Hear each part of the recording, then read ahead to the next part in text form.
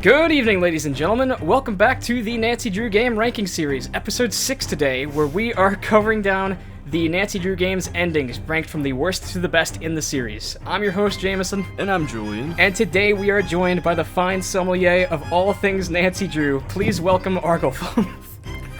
I don't even know what word you said. Was it a French word? I don't think I said it right. It was a nice honest. word. That's okay. Just out of tattoo. curiosity, what were the other 5 lists that you guys did? Well, that's actually perfect timing, because we usually cover them at the beginning.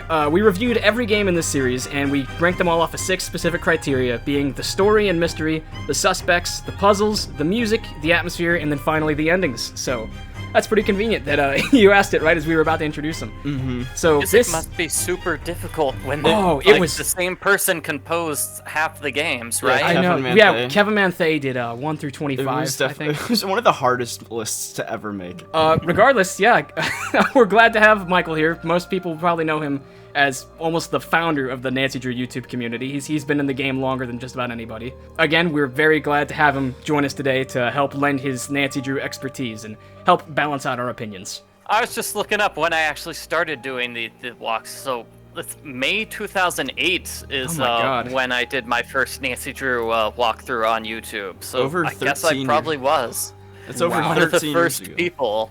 The main 3 pieces of criteria that we're going to be using to decide what endings are good and bad comes down to the endgame challenge, the culprit reveal, and the endgame letter, which is really the resolution to the story. Some games will do spectacular at all 3, some can't even seem to nail 1 the right way. But regardless, a lot of the games do have something good going for them, and we're really excited to share this list we put together. Jamie, Michael, and I, we worked behind the scenes, and this list took us about an hour or 2 to make, and I think we got it down to something we're pretty confident with, so. I noticed that you guys seem to be more concerned about like dramatic tension, or if there's high drama at the ending, whereas I don't really notice that as much. I don't care too much if it feels like there's imminent danger, because that seems to happen at every ending where it's like, oh, Nancy's in danger now. We need to find a way to escape. Right. There's always, like, game over possibilities, but it's more so for me if it makes sense. Yeah, because some of the endings I feel like definitely leave a bigger impact on the player. I remember that at least number 1 on this list scared me to death as a kid when I used to play this game, so they do get intense in the later half of the list. Otherwise, are you guys ready to jump in? I'm ready, yeah. Yeah. And needless to say, here comes the mother of all spoiler warnings. This list will be dissecting, one by one, every single ending of all 33 Nancy Drew games, with no details held back. We will be talking about culprits, and we'll give you plenty of time to hear the name of the game if you want to skip ahead if you aren't prepared to know how that game ends. So regardless, I hope that you're as big a fans as we are, because you're about to find out everything about how every mystery ends. Coming in now at number 33 on our list, we have, I believe, unanimously decided that the most underwhelming, disappointing, and overall not very notable ending in the franchise goes to game number 30, The Shattered Medallion. Shattered Medallion was really the only ending to a Nancy Drew game that begged more questions. It absolutely made no sense. I still don't even know if they really explain what the culprit's motive was, being Kiri. Michael, what are your thoughts on the Shattered Medallion conclusion? There was one part I kind of liked, where Sunny June gets kind of dramatic, and he looks sad, and he feels his dreams have been ruined forever, and I felt a little bit bad for him, and I think that's basically it. See, the ending really, it does feel like it's in 2 parts, because there's this weird endgame challenge tiebreaker thing on the Pacific Run game show with Nancy versus Kiri. It was a terrible puzzle. And then right after that, you go into this weird epilogue almost with Sunny June, where he's going through a cave, almost spelunking, and you're with him to try to find some lost secret that his grandfather Jin left for him. And that part of the game would have been more interesting, I think, if they gave it any kind of, I guess, a non-open ending. It kind of felt a little too open to me. Well, that was the game's problem, I thought, is it couldn't it couldn't balance the game show with Sonny's story and his grandpa Jin and everything, that when we got to the end, it was not clear-cut, we didn't know what was going on, and not to mention it was a pretty horrible in-game puzzle with the star pieces, like aligning the star signs and all that. That was pretty difficult, That's just terrible. I still don't even understand how you're supposed to do that puzzle. I've been through the clues so many times, and it still doesn't make sense to me. And then it comes back to Patrick. his big thing is he's like a gorilla and he can't swim, and that ends up being a big plot point for the ending because he can jump into the water and unlock the puzzle, which is underneath the water. It just doesn't make much sense. That's what I call character development. Sinks right to the bottom and then like pulls out the drain, but then somehow doesn't die. I'm not sure what exactly he does, but they don't even go into the significance of whatever it is that you find. Shattered Medallion seems like it was begging for a sequel, and it never got it, in my opinion. I did like the water rafting challenge, which is sort of sandwiched in between the culprit reveal and then that terrible star puzzle. Kind of reminded me of number 13 with the mine Train of Blue Moon Canyon. It felt like that because you have to dodge left and right, otherwise you're gonna die. And like if that had been the ending puzzle, I probably would have liked it better. I like all of Sonny's euphemisms in that puzzle, where he's just like, the horns of the Minotaur, and stuff like that, and he's like trying to describe the cave architecture with all these weird alien and mythological sayings. And then, like, his fourth one is just turn right. He's given up trying to describe it. That was a good joke. It knew comedic timing, Shadow Medallion did, but when it came to wrapping up the story, a lot of it really did fall apart. Coming in on number 32 is Game 14, Danger by Design. I think it's a terrible ending for two reasons. It's partly because it's not a very good game. I know a lot of people like the game, but I feel like it's two different games mashed together and they don't mix well. Because one of them is what's going on with Minette, and the other is basically figuring out what happened with Noisette Tornade 60, 70 years ago. And the two storylines don't overlap, so none of the characters seem to know about Noisette Tornade or seem to really care. Nobody's actually trying to find the long-lost treasure, which is usually what is the case in these games, that somebody's trying to get to the treasure before Nancy does. But in this case, she's just casually solving this treasure mystery, and then she happens to walk upon the culprits by total accident when she's leaving the underground area. The culprits are two random characters we've never seen before, we've never heard before, Ernst and Gunther Schmeck. That's also a letdown, that the culprit is pretty much these people we don't know. Then Nancy leaves the mill and she gets into a karate fight? What was Ichido? I believe Ichido, yeah. It's the first boss fight in a Nancy Drew game. And for good reason, the last one, too. Yeah. It's a really, really long fight. It's like 3 minutes. It was also just ridiculous, too, to think that Nancy and Minette have no other way of sorting this out than to just throw hands. And Minette consistently announces these sounds as she's about to strike Nancy in the designated location. None of it made sense. And the biggest gripe, like Michael said, was that it was just two different mysteries that tried to merge together at the end. Didn't really make sense too well at all. It's not even so much that they tried to merge together, is that you solve the Noisette Tornade mystery, and then completely by dumb luck, Nancy being in the right place at the right time, she stumbles upon incriminating evidence that Minette is a part of a spy ring. What is your guys' take on Minette's tattoo? Was that like... It felt a little silly to me. With Minette... Okay, so at the end of the game, Minette has the alien tattoo? That's why she wears the mask. Sonny June was definitely behind it. Sonny June was the previous assistant to Nancy. Yeah, definitely. I think that was a great way of alluding to Sonny's importance later on. Too bad that it appears every game that Sonny touches does not rank that high on this list, unfortunately. But, apart from that, one thing that I think is notable about Danger by Design was actually one of the first games to feature an alternate ending in the smallest of aspects, being that Nancy can determine Heather McKay's job status by either getting her fired or continue her career in the fashion industry, depending on what Nancy tells Minette at one point. I had totally forgotten that. That was a cool resolution to her character, though. Yeah, so it's something small, but you gotta admire that her interactive back at Game 14 was starting to look at the possibility of branching off to different endings. Going backwards to Shattered Medallion, what if that was the culprit's motive in the Shattered Medallion? Is that Sonny June somehow convinced her to get a weird alien tattoo? And that's why Curie was trying to kill Sonny and Nancy. She didn't really care that Nancy was there. It was all about getting revenge on Sonny. It would definitely be a trending theme, yeah. I think that would probably be a better ending. Coming in at number 31 on our list for the best endings of all time, we have game number 33, Midnight in Salem. Talk about a train wreck of an ending, because it's just hard to tell what they were going for. We had this cool action sequence where we're going down in the tunnels and solving some pretty interesting puzzles, except that one star puzzle again was pretty difficult. That final confrontation in the courthouse with Alicia and everybody standing in the room hovering over us, it was so awkward, so horribly executed. It was just a 5-6 minute conversation that went on and on and on. It just felt so out of place. Yeah, the weirdest thing about Midnight in Salem to me is that it's a long ending that has a lot of cool puzzles. Granted, it's like the only real puzzles in the game take place at the ending, with like the isodecahedron key. That's true. And the other stuff. And then you have all the momentum sandbagged with this 10-minute conversation at the courthouse where all the characters stand around and wait to deliver their lines about the culprit Alicia I almost called her Alicia Keys. With the culprit Alicia Cole.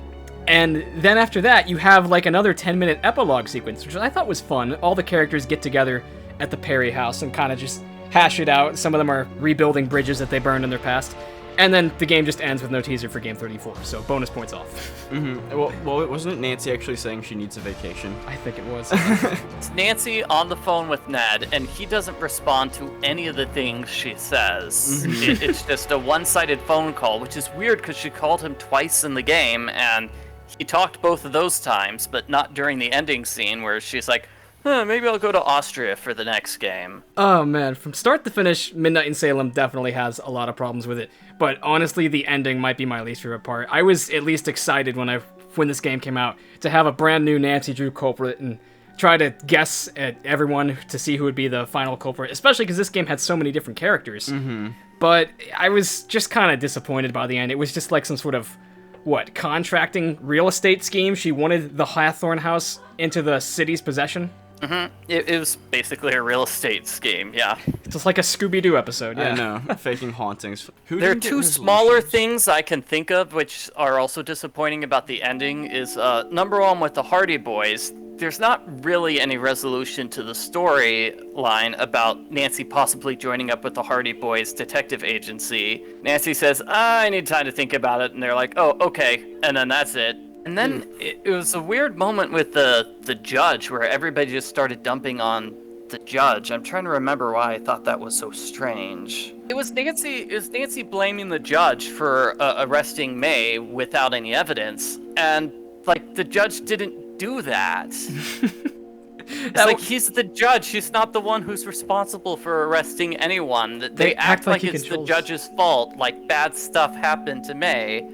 Man, it's definitely a weird dynamic by the end of the game that nothing made sense about. Exactly. That's what I mean. I'm trying to say it in the politest way possible because I still have hope for Game 34, but Midnight in Salem's ending definitely left me wanting more. Coming in at number 30 now, we have a game that kind of had a difficulty with us placing it, because it really is one of the two games with completely two different endings, and that is Secrets Can Kill Original and Secrets Can Kill Remastered. Regardless, it wasn't that difficult, because we both concluded that both endings were kind of nonsensical and bad. So, shall we take one at a time, I'm guessing? Yeah, sure. If we're tackling the first game first, it was a big pet peeve of mine that Mitch was never somebody that we could talk to or really meet in the game. And then having that whole encounter at the pharmaceutical place. Vandalay, yeah. Don't even get me started on Nancy voice acting. Basically, this whole game ends, Secrets and Kill 1998, it ends with Nancy running into the culprit. Everyone comes together at Vandalay Pharmaceuticals at night and confronts the culprit. And then the culprit pulls a gun, and then Connie comes out of nowhere and judo kicks him, and Nancy picks up the gun. And the end game puzzle is literally point the gun at the culprit until the police show up. And it's that simple. And then the game ends. End game letter. Not much of a puzzle or anything, but it did do a good job of providing a resolution to all the characters. That was the one thing that I can say it did pretty well. Yeah. I was just gonna comment that Vandalay Pharmaceuticals is a place that we never visit in the actual game itself. It's only there for the ending confrontation. That's true. There's a Vandalay phone number that you can find on a phone book, I think, in the school, but every time you try to go to Vandalay, it just says it's closed. And it's not like there's nothing you do there. You just click on it, and then it's one screen. It's one screen. They never developed like an inside. It all plays out in front of you, and it's just so ridiculous. Evidently, it was so important of a location that they even dropped it from the remastered. What happens is Nancy goes to all the characters and asks, hey, will you help us stop Mitch, the culprit? And every one of them says no. And that's why it's a big surprise when Connie shows up at the end. I don't think we find out why she changed her mind, but it's good she did. Yeah, I because suppose. otherwise, that could have ended pretty bad. Connie Deus Ex Machina. Speaking of Deus Ex Machina, that's a big part of the remastered version where it's a little ridiculous. there's apparently a giant cage hanging from the ceiling that Aunt Eloise has in her house just in case somebody tries to rob her safe. And I'm not sure many players activated that game over sequence, but it's a game over sequence you can get by pressing the wrong solution to the safe 3 times in a row. Mm-hmm. And so the ending puzzle is Nancy just tricks the culprit into putting in the wrong solution 3 times in a row. And the culprit's really stupid, so even if Nancy gives the same, like, fake solution 3 times, he'll do it all 3 times. That's the sad part. He won't remember that she said lambda, lambda, lambda, lambda earlier. Mu pi phi zeta, and he's just like, maybe it'll work this time. And then an enormous cage that I guess he just didn't see above him falls on him, and then... See, what we were talking about this, though. He has a gun, and he can shoot Nancy through the cage. So did Nancy just, like, jump out the window there in the living room? Because she couldn't have gone to the door. It could be a fake gun, because even in the game over sequence, he just hits you in the face with it instead of shooting you, so... Yeah, I guess. I don't know. Why am I trying to defend this game? It's a sloppy ending. My major issue with Detective Beach was that his dialogue made it way, way too obvious that he was, like, the bad guy. Like, he would just, like... it's the Everything questions he about asked. him, it was so weird. Well, it's also like, oh man, the remake has a brand new culprit, and guess what? There's one new character in the remake. I wonder which one of them is gonna be the culprit. Exactly. Who could have guessed? Coming in at number 29 is Phantom of Venice. I'm actually surprised this is so low on the list. I'm sure some readers might, they're not readers, their listeners might disagree with what this is. But you guys seem very strongly that the ending was just sort of wander around randomly until you find the culprit. Mm-hmm. Yeah, that was... And then it's such a silly encounter with Helena hiding behind the little pillar. Ball. Yeah. Yeah, it was just so stupid. What really got me about this game is that it was one of the most exciting Nancy Drews, to my opinion, from almost start to finish. You have going undercover and meeting with mafia bosses, and then you go undercover to heist a diamond from... the top security warehouse. There's a stakeout at the end of the game. We're almost at the end of the game, that's the thing. The stakeout sequence where you're trying to have the Phantom arrested and you're working with the Italian police, I would have thought that'd be a good place for the game to end. But instead, it dragged on for about 30 more minutes if you don't know what you're doing. And Nancy ends up... it's a terrible sewers puzzle, which is just awful. So I like to think of the ending as taking place after the sewers thing. The sewers is almost like the in-game puzzle. If it was the stakeout, that would be crazy, because the stakeout is one of the best puzzles in Nancy Drew history, I think. Honestly, if you move right from the stakeout to the cutscene of awkwardly confronting Helena in an alleyway, I would not have even asked any questions. I would have thought, wow, that was a great ending. Wait, I just remembered something. Didn't they reuse the Stay Tuned for Danger track or something? That's it. Message in a Haunted Mansion. Yeah, Message in a Haunted Mansion. They reused the danger theme for the endgame sewer challenge when you're about to drown. I just remembered that too. It's sloppy. It's just sloppy. I feel like they had to have the sewers thing in there just because that's how the game starts. It's Nancy in the sewers, and then the entire game is a flashback to that moment.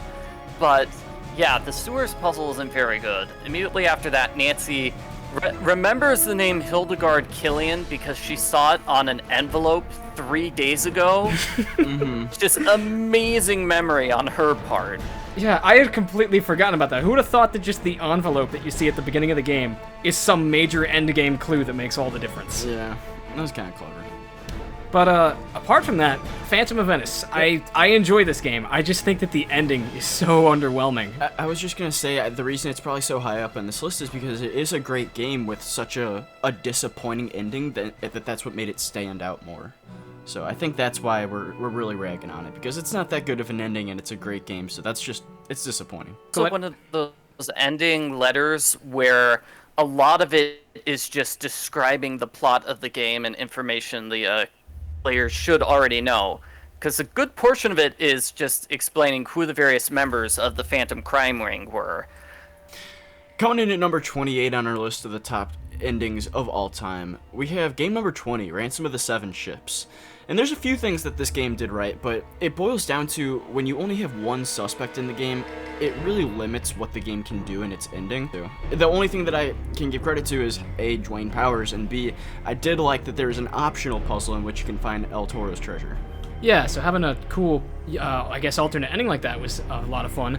But really, this game, I once heard somebody say that they actually were convinced that the whole time George had orchestrated the kidnapping, and this whole thing was like almost a prank against Nancy. And I could have believed that, honestly, if I'd gone into it for the first time with that impression.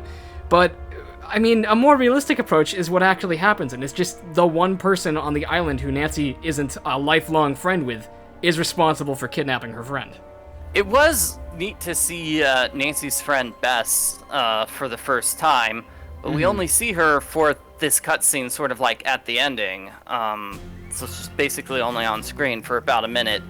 And it feels like, gosh, I would sacrifice her for a second character in this game. Definitely. I mean, sorry, Bess, but it's like they must have put some effort into like animating and designing her character. I feel like another problem is, because Johnny Roll has like two different identities, I think they could have cut that completely. Like him pretending to be an Australian in disguise as a Jamaican. I am just now remembering something. In the resolution of this game, Dwayne Powers was not found, was he? No, he was not. They found his boat, and he wasn't in it. Exactly. But there was no resolution to Dwayne Powers himself, which is interesting. And which leaves me hopeful that someday we may get a three-peat on Dwayne Powers returning. Maybe he will get a coalition of past culprits to help him this time. I wonder how people who didn't play the second game felt about Dwayne Powers being the culprit, because I'm sure they had no idea who he was. Because there's nothing in this game to indicate who he is ahead of time. And he is sort of different because he claims he was an up-and-coming actor. I don't remember that in Stay Tuned for Danger. There's definitely a lot of holes. They seem to have kind of romanticized their version of Dwayne Powers for Game 20, as opposed to the one that actually appeared in Game 2. Regardless, I think Seven Ships had a lot of interesting ideas when it came to a culprit reveal and the ending, and I would not be opposed to having past culprits return again someday, because I do think it adds a bit of prestige almost to solving that mystery. But really, I think they kind of dropped the ball with having no other red herrings than the guy on the beach who is obviously up to something. Coming in at number 27 now, we have a game that is a bit of a fan favorite. It's a more fan favorite than I've ever given it credit for, because it kind of rubs me the wrong way in some ways. But regardless, game number 12, Secret of the Old Clock. It's the game that was based off the most books. I think it's an amalgamation of The Hidden Staircase and The Secret of Lilac Inn, or Mystery at Lilac Inn, and The Secret of the Old Clock. And while it did take a lot of themes from those books and put them together relatively seamlessly, it did not do a good job of making an ending that made much sense. Not at all. The game tried to be like bold and in your face with the imposter. You know, Jane being sus. See, that's okay, but that's the thing that about this game that really strikes me the most is that really Richard Topham was supposed to be, and I guess is, the culprit, because we realize it by the end of it that he's forged the will, and we find the real will to Josiah Crowley's estate. However, we also find a picture that exposes one of the suspects of apparently being an imposter, pretending to be someone who she's not. And this is the big crime that Nancy sinks her teeth into, and she goes after Jane Willoughby. That was book 3. They stole the idea of the somebody being an imposter, and I feel like that's one of the only things they took from book 3 was that particular culprit motive storyline. And while I appreciate that as a concept, that's a unique crime, in turn, we don't get any closure for Richard Topham, who committed a crime. A more serious crime, if I'm being honest. He screwed over a bunch of families by having all their inheritances taken away from them. They kind of just forgot that part. And, of course, this develops into this crazy car chase from that point, where if Jane Willoughby's car even gets off the screen, you get a game over sequence. It's very difficult because she stops for nothing and makes, like, 90-degree angle turns, so she's hard to predict. Regardless, the ending itself, I did not see Jane as a very threatening character throughout the game. In hindsight, it's very obvious that she knows nothing about Emily, like how she claims to, or Emily's mother, who she's supposed to be best friends with. So, it would have been a more obvious culprit if it was a more sensical crime. Do crash into a pie cart, so that was fun. Yeah. With just an absolutely enormous amount of pies. Like, it's all over her. Like, that is probably one of the best ways of foiling a culprit. She just gets veered right into a pie truck. mm-hmm. I'm gonna have to put footage of that on screen. That's just too good. Okay, number 26 on our list, Creature of Kapu Cave. Oh man, this is such a terrible ending. It's another one where, like, the entire endgame letter is trying to explain the plot because the plot of the actual game made no sense whatsoever. I just replayed this one like a week ago on stream, and it is really just a sloppy ending that doesn't make much sense. The culprits are so blasé about leaving you for dead in an active volcano. I mean, spoiler, it's Mike and Pua Mapu, who are the friendly vacation resort owners. They turn out to be behind this crazy scheme. And it's just a stupid endgame puzzle, too. Yeah. Jumping on... It didn't make any sense. There's lots of things that's wrong about this. So the culprit's plot doesn't even make sense. So they're spraying beetle pheromones into the forest to overpopulate the frittulated flag beetles, which might destroy the pineapple crop, which might cause people to accuse Malachi Craven's, genetic research facility of wrongdoing, and they would shut it down. Then Big Island Mike would get to inherit the land because apparently his aunt or something owned the property. And said it resorts to him if the Healy closes its doors. It's just all information that should have been in the actual game itself. Yeah, none of that was alluded thrown to. in the ending letter. Yeah, There was no... I was very thorough when I played this game last week, because I was curious. At no point do they ever imply that Big Island Mike has any way of inheriting the land that the Healy facility is on. There's never any mention of ownership. The only thing he ever says about the Healy is that, oh, they do weird stuff up there. Way worse than picking up bugs in the jungle. And then it never comes up again. I would say that the reason this isn't, like, worse on this list is because it does have a cool sequence of events leading up to the volcano, like when you're scuba diving and you're getting past the eel, and then there was the cool puzzle with the story. Yeah, it's very like Indiana Jones style. Definitely. Exactly. What was it? The sea turtle puzzle, right? Yeah, there was just all sorts of different puzzles where if you mess up, you get hit in the neck with a blow dart gun, or a boulder crushes you, and it was very cool. That's where I consider the ending of the game is starting that sequence, so I can appreciate that, and it was fun to go through. But I mean, the one word to define this ending is just plot holes. Seriously, there definitely is just a lot that was hastily made. The final challenge of lava jumping across the rocks, and it doesn't make any sense logically, because the rocks keep on going down and coming back up, and it's also just poorly designed because a lot of it comes down to RNG, whether or not you can get across the rocks in time. Overall, a very similar puzzle is in Tomb of the Lost Queen's ending. I thought it was slightly better then, so at least they improved upon it. But regardless, Pua and Mike did not seem like they had much malicious intent throughout this game. There's the whole sequence of Johnny Kudo that I guess alludes to them being into shady stuff, but as to their actual crime, I would not have guessed it on a first-time playthrough. There's also no indication that Big Mike is terribly in debt to some bad people as well. That's just something just throw at you. Yeah. Mm-hmm. A lot of it, again, they just shoehorns way too much into the endgame letter. So, poor resolution for Game 15, Kapu Cave. Coming in at number 25 on our list, we have game number 3, Message in a Haunted Mansion. Now, I think we're kind of getting into territory where these endings aren't necessarily bad, but this ending also didn't have anything special about it.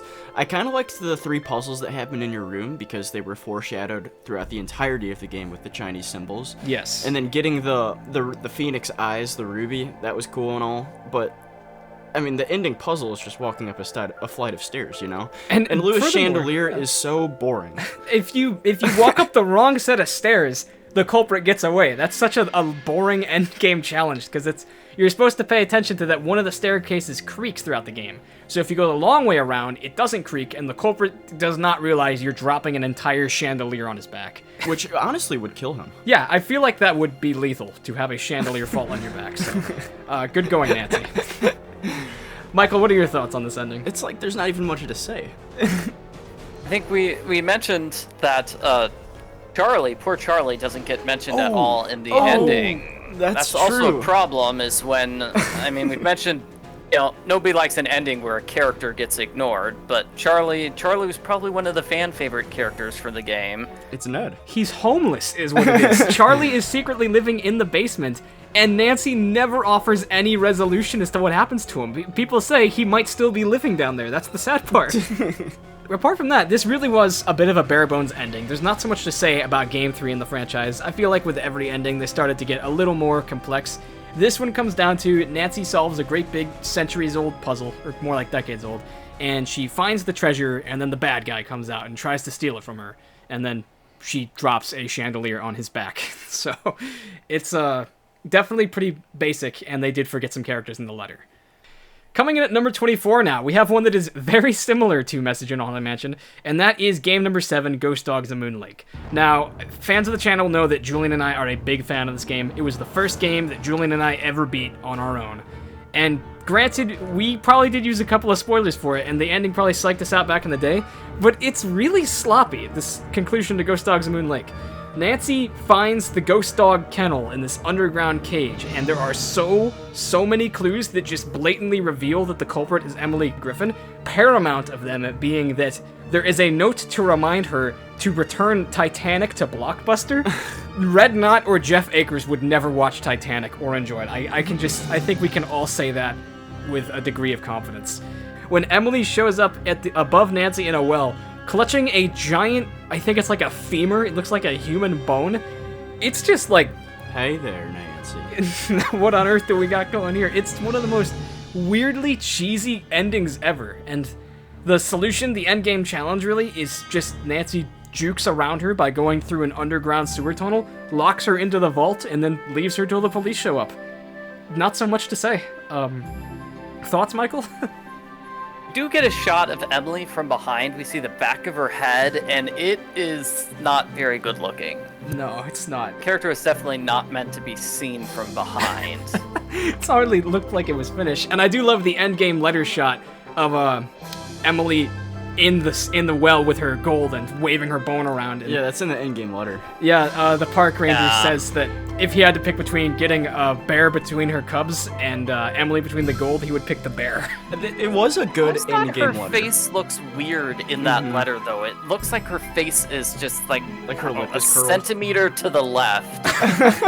We'll have to pull up a picture of it. It's sliding off. She's wearing a mask. It's actually Dwayne Powers again. I do remember that it was a funny endgame letter because I remember all the news crews pulled up and it talked about Jeff Akers going crazy with the tickets. He was so excited to finally have someone he could boss around again. And Red Knot wasn't a fan of it either. Yeah, Red Knot didn't get so much of a resolution. That is one of the upsides. Knot got angry. That's his resolution. Yeah, he was angry. That's the way Red Knot likes it. He enjoys being angry, as we can tell. But really, that is one of the perks of having only 3 suspects. It's easier to wrap up everyone's ending. So at least they didn't forget anyone in this game. Okay, coming up on number 23 on the list, Treasure in the Royal Tower, game number 4. It feels like there are almost 2 endings, too, because there's the big puzzle which hides the journal, and it felt like that could have been a good ending, but the actual ending is she finds this hidden diamond. I never really liked it, where you have to just destroy the painting in order to get the key to the diamond. Lisa shows up with her annoying squeaky voice and declares that she's the culprit and she's been secretly following you this whole time. And then she sprays you with spicy double villain venom to make Nancy's eyes blurry. To save on animation. That was probably the one culprit that saved the developers the most money. She could stand in place and just talk for a couple of minutes. Lisa was just all around so annoying, and it was really obvious that she was the culprit too. That's the thing, yeah. I love Royal Tower, but mystery-wise, she may be one of the most obvious culprits in the entire franchise. Right from the beginning, you find out she's lying to you for no reason, and she says, "Oh, a savvy photojournalist has to have a bunch of fake IDs, Nancy. I swear, it's part of the job." And then who would have guessed by the end of it that she's going to leave you blinded in a tower, and then like. What is she? She quotes Madonna? Doesn't she say that she's a material girl or something? But let's not forget that this entire mystery happened because she mistranslated. Oh my god. What was it? Tower with library? It was a Diamond of Misery in my journal, and she thought it said Diamond of Misery in the library, and so she literally tore apart the library and hacked a hole in the wall. And French isn't a dead language. Like, she can just Fact check this. Not to mention, she did a terrible job of searching the library because she didn't find the secret room that Nancy found. Oh, I don't That's know, Michael. correct. She did tear the hole in the wall. Yeah, she must have had a poor translation of a sly rabbit has 3 holes, even though it was in English. All around, I think that we're all in agreement that Lisa is just one of the sloppiest, most incompetent culprits ever. True, but this game did have a good in-game letter and resolution, especially with Jacques and Dexter and Professor Hotchkiss, who always comes back. All 3 characters, they had really nice endings to them. Yeah, except Lisa. She goes to the slammer. Yeah, thankfully. Part of the reason I voted for it, I guess above, say, like Haunted Mansion or Ghost Dogs in Moon Lake, is I feel like her plot was a bit more complicated. And maybe it's a good thing that she explains her plot while standing in place for a couple of minutes, because you get more of the details about how, she knocked Nancy out and then swapped medallions. She did put in a bit of extra work when she was planting medallions in Hotchkiss's apartment to try to throw suspicion onto other people. She stole Hotchkiss's medallion, but then she put Jock's medallion inside Hotchkiss's room to make Hotchkiss look guilty. So she actually tried to frame somebody else. It's a memorable ending, but it is enormously cheesy. Coming up at number 22 on our list, we have game number 22, The Trail of the Twister. This was a mixed bag as far as its ending goes, because we have a very cool culprit confrontation with a culprit with some pretty great motives. We have Scott's whole monologue about why he's the bad guy. And then we get this awkward lapse where he knock us out? He does, yeah. He overpowers He Nancy and walks takes up the to Nancy and just pushes her, and then Nancy wakes up like 2 minutes later. Nancy Yeah. fainted, I don't know. Yeah, so The that actual was... animation is just him. He pushes his hand into the corner of the screen. I remember and the screen sort of fades to gray as Nancy, the camera zooms upward to indicate Nancy's falling down. She wakes up by the windmill, and then she has to go back to the theater Yeah. and solve the key puzzle, and You then see- talk to Debbie for a couple of minutes, and then we get the cool chase. The key sequence to me, I think, is kind of cool, because what's going on is that Nancy has, like, the only set of keys to the storm shelter, which I feel like there should be more copies for, maybe? That seems like a kind of one. safety hazard in and of itself. But Nancy ends up on the down low saving the entire town, and they even say that in the endgame letter that the little town has rewritten the ending to their play to include Nancy as a character who comes in and saves the town from the tornado at the last minute. Deus Ex Nancy. And or Nancy Ex Machina, and she comes in and saves everyone by opening up the storm shelter, and they all survive the tornado, which I thought was a cool endgame touch. But as far as the whole Scott encounter goes, he really is one of my favorite culprits. I think he's one of the most sympathetic in the franchise. I've said it time and time again. He's the closest you get to having Walter White as a culprit in the Nancy Drew games, because he's a genius who's held back by his incompetent surroundings in a lot of ways. But by the end of it, it just turns into a boring chase through a storm. It's no new mechanic having storm action going on in this game. And eventually you just run him off the road, or he crashes into the old Fraser Creek farmhouse or something. Yeah, he crashes into it. Nancy and Scott just kind of wait out the storm, and then the authorities come to deal with him. And I believe he gets, like, hundreds and hundreds of hours of community service, which is pretty embarrassing in a small town where everyone knows each other. I thought that the culprit was pretty obvious in Trail of the Twister, because they basically went through all the characters one by one and gave each character a resolution. First is Chase. Okay, we wrap up the story and explain what Chase's suspicion, what his suspicious behavior was. Then we explain what Debbie and Frosty's suspicious behavior was. Pa even have any suspicious behavior? Was he supposed to be a... We found out that that Ma was killed because the Canute team failed to get the storm sirens working in time, and so he could have harbored a lot of resentment for the Canute team because they were indirectly responsible for the death of his wife, which I thought was a pretty dark motive. I wish the game had, like, gone into more detail about that, because there's several people who saw that newspaper article in Scott's room on, like, the first day of the game, and you can never talk to Pa about it. It's pretty... There's a couple times you can say, "Hey, Pa, where's Ma? Is she coming back?" And he's like, "Oh, yeah, she's out visiting her sister. She'll be back soon." It's And pretty Nancy sad. could just keep asking him about his dead wife, and letting him pretend that she's still alive. It's And so harsh. That was just So kind of mean. cruel. Yeah.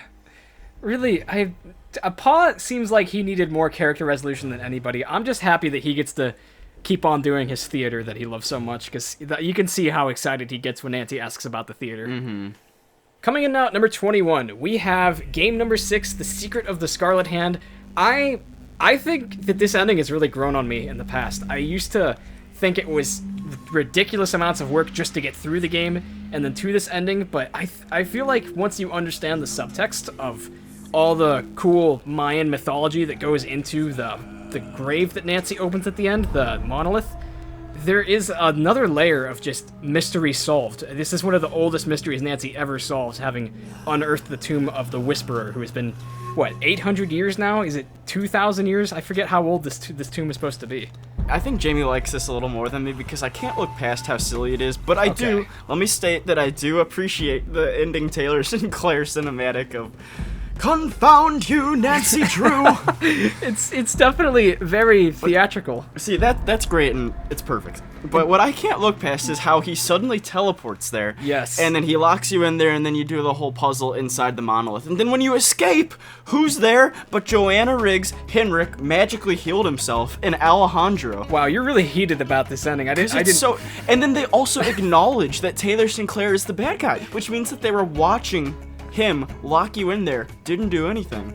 It's okay, that's the theme of this ending. Every character teleports to your location for no reason. At first, I can forgive Taylor Sinclair. It's the second time he's shown up behind the monolith when Nancy didn't expect it. You could assume that he was sneaking up on Nancy while she was busy, opening the door and was distracted. Exactly, yeah. Alejandro, I don't know what he's doing back at Beach Hill. Go back to the Mexican consulate. But then, Henrik is where I draw the line. He was in the hospital right before we came to open this up. They must have discharged him and he went right back to the museum. In his work clothes. Yes, in his work clothes. He had time to change, apparently. It's a very silly ending, which I appreciate it for, because they have this weird poetry slam that they do as soon as Nancy comes out of the tomb.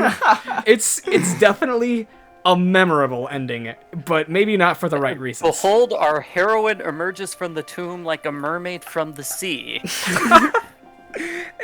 It's just so silly, and I think that the just cherry on top is the funny shot of Taylor Sinclair going all the way back to his office before looking at the centuries-old paper he's found, and then realizes it's blank. And from that moment, I assume he just gets arrested for the many crimes that he has committed. Taylor is a very fun and goofy culprit, in my opinion.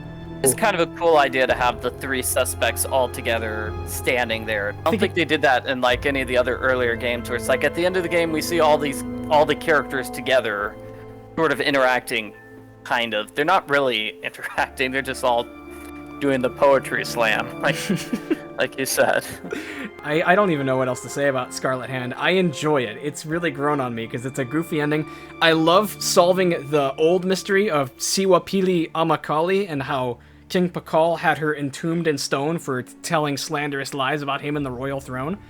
And it feels good to actually put closure to of such an old mystery that Nancy solves herself. This might be one of my favorite mysteries that Nancy solves when it comes down to the mystery aspect itself. Coming in on number 20 is Shadow at the Water's Edge, game number 23 in the series. And depending on where you count the ending, where do you think the ending starts? I want to say where Nancy gets jump scared in the baths after the horrible nonograms puzzle. But then there's a very terrible, terrible puzzle. Yes. Yeah. I mean, the nonograms itself is bad enough. No, wait, wasn't that on our list for top worst puzzles of all time? Yeah, it was, I think. It was 2 or 3, I think. It's brutal. It's hard to even cheat that puzzle. Regardless, it'll just take up so much time to get everything right on it. But opening it is quite the satisfying feat, because we're rewarded with a horrifying jump scare. Now, the jump scare itself, that was a great way to enter the endgame, but then there's a very long conversation with Takai about Kasumi, where she finally opens up about the night that she died.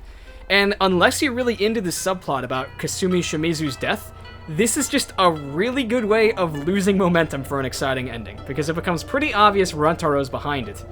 And then there's just nothing you can do with this information, because you have to sit and listen to Takai.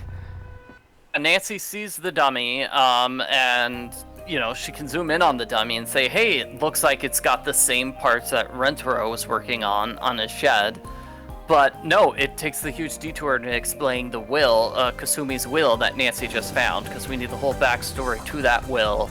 And gosh, then she goes into Rentro's shed and he's not there. She has to do that in order to pick up the magical item she'll use to defeat him. Which, granted, he did mention earlier he's working on something to send email to lots of other people at the same time, which I feel that's how email normally works anyway. You don't need a special invention for that. So she goes to his shed. She sees that he's working on the haunted room, which is weird because how did he not notice Nancy there? Because Nancy escaped through that room. She's been spending a lot of time. She was like there for an hour solving that nonograms puzzle. Really? It was just a weird roller coaster from crazy high action down in the baths to a super slow and drawn out conversation to the confrontation, which honestly wasn't all that interesting. I feel like I really expected more out of the culprit confrontation in this game. This Yeah, could I be, did too. I would say that this culprit confrontation could be as disappointing as Helena awkwardly walking behind a wall in Phantom of Venice. Because I don't know, this was a game to me that was very dynamic and theatrical in all of its hauntings and cutscenes and stuff like that. And then when it comes down to the ultimate climax, it really just put everything into that jump scare in the baths, and then the culprit confrontation is just talking to Rentaro. The game over sequence is literally Rentaro just leaves. He walks throughout the door, and he just goes to tell Miwako that you're behind the hauntings, and that's it. It's strange because I feel like he's also doesn't act the way he normally does. It feels like you're talking to somebody else when you're doing the culprit confrontation, because he's trying to be mean and threatening, and I just don't know where that's coming from. It felt contrived, you're right, because he's a very laid-back person the entire game, and he just so happens to be like that the moment we're recording him. Maybe it's just that I really liked Rentaro as a character, and part of me is sad to see him be the culprit, because he seems like out of character how cruel he is with his intentions. And at the same time, His though, motive, yeah. His a- motive is that he just wants to move into the city with his girlfriend. That's all. It's not like he's cruel. In the ending, he has to be cruel to confront Nancy because we need tension, I suppose. yeah. The puzzle is to shut the door behind him and secretly record him saying mean things. What I think they could have done better with this ending is that if Rentaro came off as if he was reluctant, between a rock and a hard place, instead of being heartless and having attempted to drown Nancy in the same bath, mind you, that Miwako's mother drowned in. That to me is a touch that I think a lot of people forget. Nancy, when she gets jump scared at the end of the game, ends up in the same water that Kasumi drowned in. So That is really dark. yeah, it definitely takes a turn there. Do you think he actually set that dummy up to specifically attack Nancy at that moment? Or I mean, if he didn't, then Nancy would have just seen that the dummy was a fake, like how she did in the end. He probably did intend for Nancy to die. And there was the netting, too. So. Yeah, which I think was a bit out of character, so... yeah, regardless- so that makes it double weird that he sets this giant, he sets the dummy to kill Nancy in the water, and then he just gets up and walks away instead of doing anything. I think it is really important to note that this game did have slightly alternate endings where you can choose whether or not you're going to be harsh on your account of Rentaro or not, and this makes the difference of whether or not Miwako forgives him or if she shuts him out of her life, and Rentaro basically loses his entire livelihood of being raised at the Ryokan, and he's not welcome back anymore. And speaking of Miwako, I thought the game did have a really sweet resolution with her deciding to run the Ryokan and Yumi also doing her bento there and catering to the place. 'Cause Yeah. the entire game was just reuniting this broken family, and I think that by the end of it, you were successful. So it was really sweet. Because we have two different endings, one where, he's more a sympathetic villain, and then one where he's more of an actual villain who gets kicked out right away. Just ties into what you were saying earlier, where it's like, well, the confrontation tries to play it one way, like he's the bad guy all the time, but then the rest of the game tries to play that he's a sympathetic person. He's definitely a lot of fun to talk to throughout the game, I'd say, so it hurt to see him do such mean things by the end of it.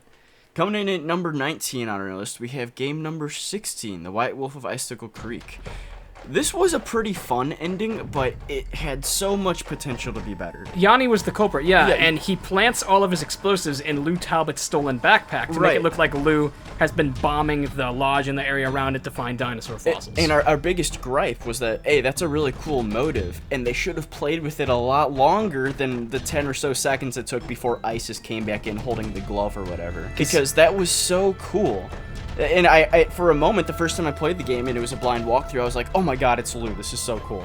Yeah, and then it just jumps right back to Yanni, and we get into, wouldn't you know it, another chase. And this chase is tedious, guys. This is a horrible final, like, puzzle, this chase. The snowmobile chase at the end of this game is so brutal because multiple times, I swear, Yanni goes right through trees on his snowmobile and has no consequences, where if Nancy hits, like, 2 trees, she just explodes. One thing that I want to make sure we don't just gloss over is that it was a pretty cool mechanic that earlier on in the game, you used Isis the wolf to determine who dropped a notebook, I think, by having her like match the scent with a piece of their clothing you take from their room. And Isis, out of nowhere, does the same thing with Yanni's glove to prove that he was the one who had planted the explosives in the backpack, which ends up saving Nancy's life because the bomb almost goes off him like 30 seconds later. It does go off. Yeah. That was cool. So this was a really exciting, like, ending. I just wish that they didn't. They just let everything out too early, is what it was. Yeah. Because I like this idea of Yanni coming out of nowhere and revealing that, oh, Lou's behind the bombings and we gotta stop him. Go get the ranger or something.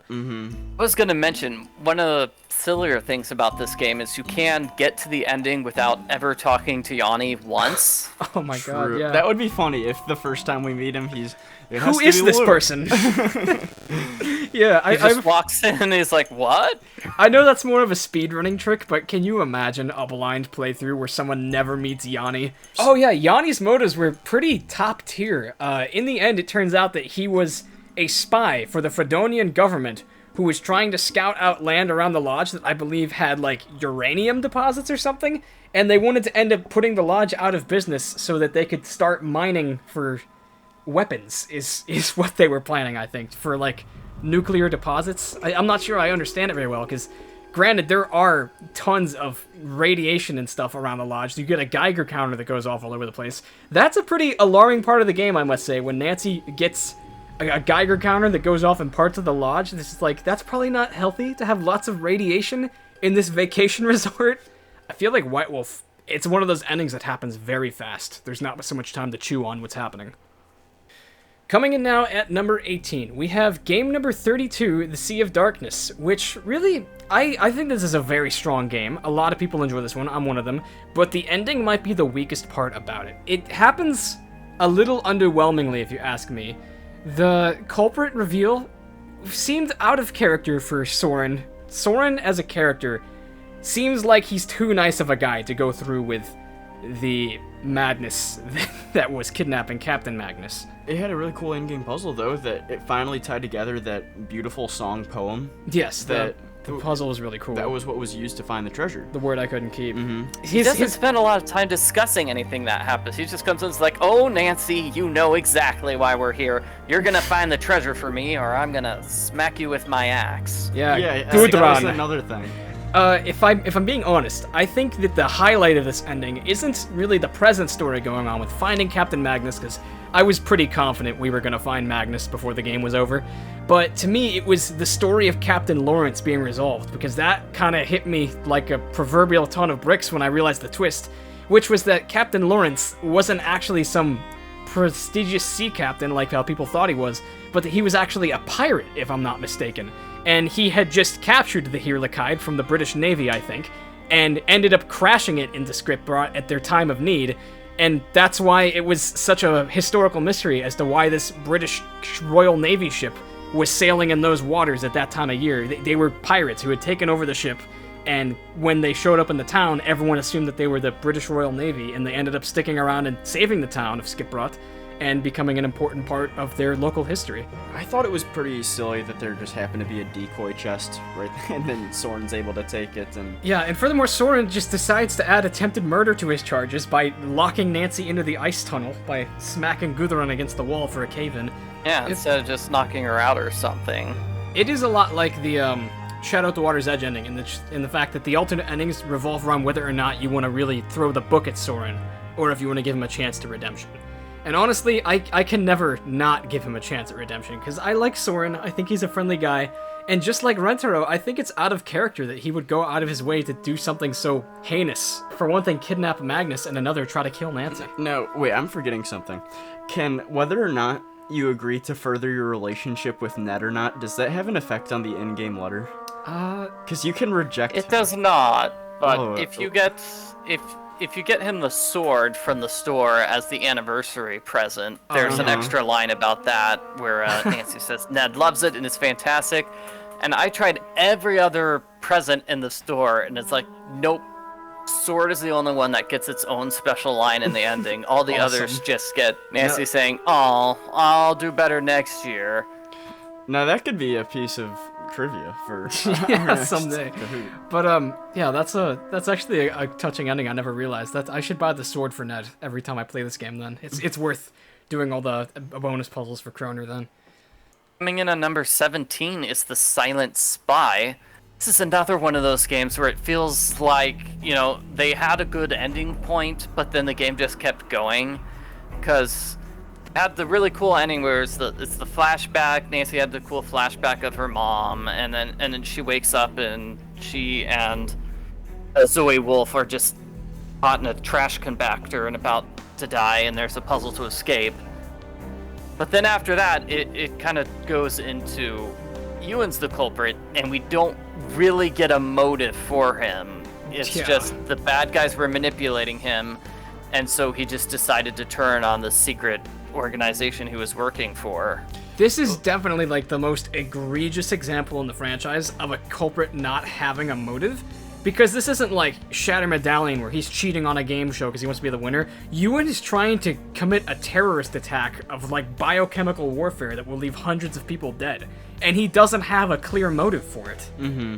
It was too ambitious of an ending, too. Yeah, it seemed really out of scale compared to a lot of previous Nancy Drew games. Mm-hmm. Now, I can quote his dialogue here. He says, "You won't stop me, I've already won."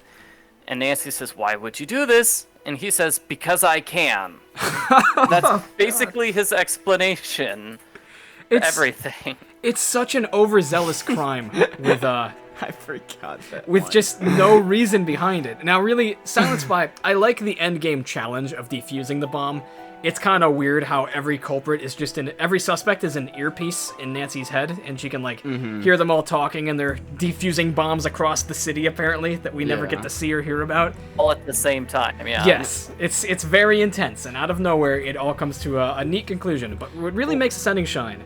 I wanted to say my favorite part about this game is the secret passageway in the train station. Oh, well, yeah, that too. Because, that's cool. that's when I consider the end game to start, because we find out that Ewan has been stalking Nancy for quite some time now, and it's just like his lair, and it was such a cool little hideaway. One of the creepiest touches in there is that he has a letter written from Nancy's mom to Nancy that he's kept from her, and that's just such a heartless thing for a culprit to do, regardless of what their motive is. He's keeping Nancy's mother's final words from her. Getting access to that secret passageway is kind of where things started to fall in place for me, and I got goosebumps. Regardless, I think that my favorite part about this game's ending has to be the credits, where Nancy and Carson sit down, Nancy's father, and they finally have a long-needed conversation about Nancy's mother, which they've always kind of put off is what they talk about. It's alluded to earlier that they should sit down and talk about her in a phone call, and it was such a beautiful way to end the game, with Nancy and Carson finally talking about the missing link in their family. I mean, the suggestion that Alec and Zoe are going to team up to find Alec's sister, who also has been kidnapped, it just feels like... I don't know, that just feels like shipping fuel, like the two of them are going to fall in love and get married or something. I don't know. I want to hear the story about them just working together, because their personalities, it would be pretty awesome. I could see that happening in a game down the line, or at least alluded to, yeah. Michael, was Alec in your top 10 handsome list? I don't think he deserves to be in the top 10, but everybody else does, so he was in the top 10, I believe. Trying to be a crowd pleaser, I understand, yeah. Coming in at number 16 on our list, we have game number 19, The Hauntings of Castle Malloy. This is another ending that's one of those roller coasters, because if we're being honest, I'm starting the ending when we open up the box up in the bedroom. Whose bedroom was that again? I'm trying to remember his name. The old bedroom of Brendan Malloy, I think. I think it was Brendan's.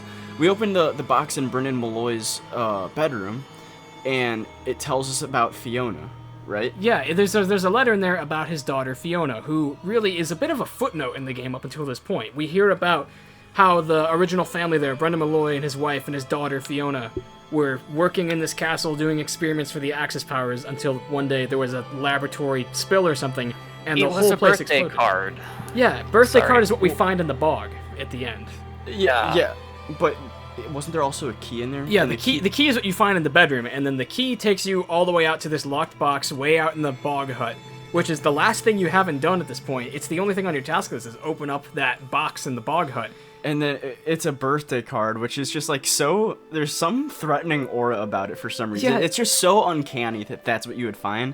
And then you turn around, and then we have one of the best part of the game, in my opinion, is we hear the genuine fear in Nancy's voice as she realizes Fiona Malloy never died, and that she is the banshee per se that's been haunting Castle Malloy. She's just been living out in the forest. I think she was taken in by an old widow hermit lady who they said lived in the bog hut, which is just such a twist to me that... It was a really cool animation. Yeah. It was scary, and then Nancy gets dropped through a secret passageway where she meets... Matt. She meets up with Matt. And then... that is where the ending stops being fun. Exactly. I was just going to say, this is the roller coaster part, because that was all cool and all and suspenseful, and then we meet Matt, and then we are greeted with some of the worst puzzles Her Interactive could have possibly thought of. It's actual, like, rocket science for the most part. And the chemical puzzle, we can't even get into the chemical puzzle right now, but basically it's a hair-triggered kind of puzzle where if you mess up, you die, and then have to start over. And it's no fun at all. The way what needs to happen is that we need to launch the rocket as a SOS type signal, right? Pretty over the top. But and yeah. there's this animation when we get it right that everyone's looking up at the rocket, and it's crazy. It's just very nonsensical, but I mean it works. And then we get an in-game letter with probably the most horrendous Photoshop I have ever seen. it's not good in this in-game letter. It's like peak bad Photoshop in Nancy Drew. Yeah, it was not good. Just to add to the bad Photoshop is the shots of Kit. The one shot of him is in shadow, but I don't think that was actually Kit's character model. I think they just reused Fongo's model from the previous game. Oh my god, I might agree with you actually. I can see that now, because it does look a lot like Fongo. Because this game, as it was, really only had 3 suspects up until Matt and Fiona show up in the end. So and obviously Matt's not like a suspect for kidnapping himself, I suppose. I guess he could have gotten cold feet and run away, but... That is absolutely not Kit. Yeah, and that's also just an actual woman and not the CGI from Her Interactive. I'm sorry, our cat just entered the room. The bad Photoshop of the woman in the picture distracts from the fact that there's also terrible Photoshop going on with Kit. It's just Fongo's head plastered on some other person's body. There's also the one of Fiona in the nursing home. Yeah, I don't even want to talk about that. The Photoshop is just abhorrent in this game's ending. I don't know what Her Interactive was doing. Maybe it was a rushed ending. I think it's fair to just chalk it up to that. Also, the military just apparently comes in and confiscates the jetpacks, so Nancy just lost a free jetpack. Sucks to be Nancy. Coming in now at number 15 on our list, we have game number 21, Warnings at Waverly Academy. A very sudden and ambitious ending, if you ask me. I think that this game probably exhausted its best twist when we found out that Rachel and Kim were 2 different people, and that one of the suspects actually has a secret twin who has been mooching off of tuition this whole time. I still think that's a really fun reveal. It's unparalleled in the franchise. It comes on really suddenly. But apart from that, it kind of just outshines the endgame culprit reveal of Nancy's roommate, Corrine, being the culprit, because at that point, nothing can surprise me in this game once they've pulled off the classic, a character has a secret identical twin.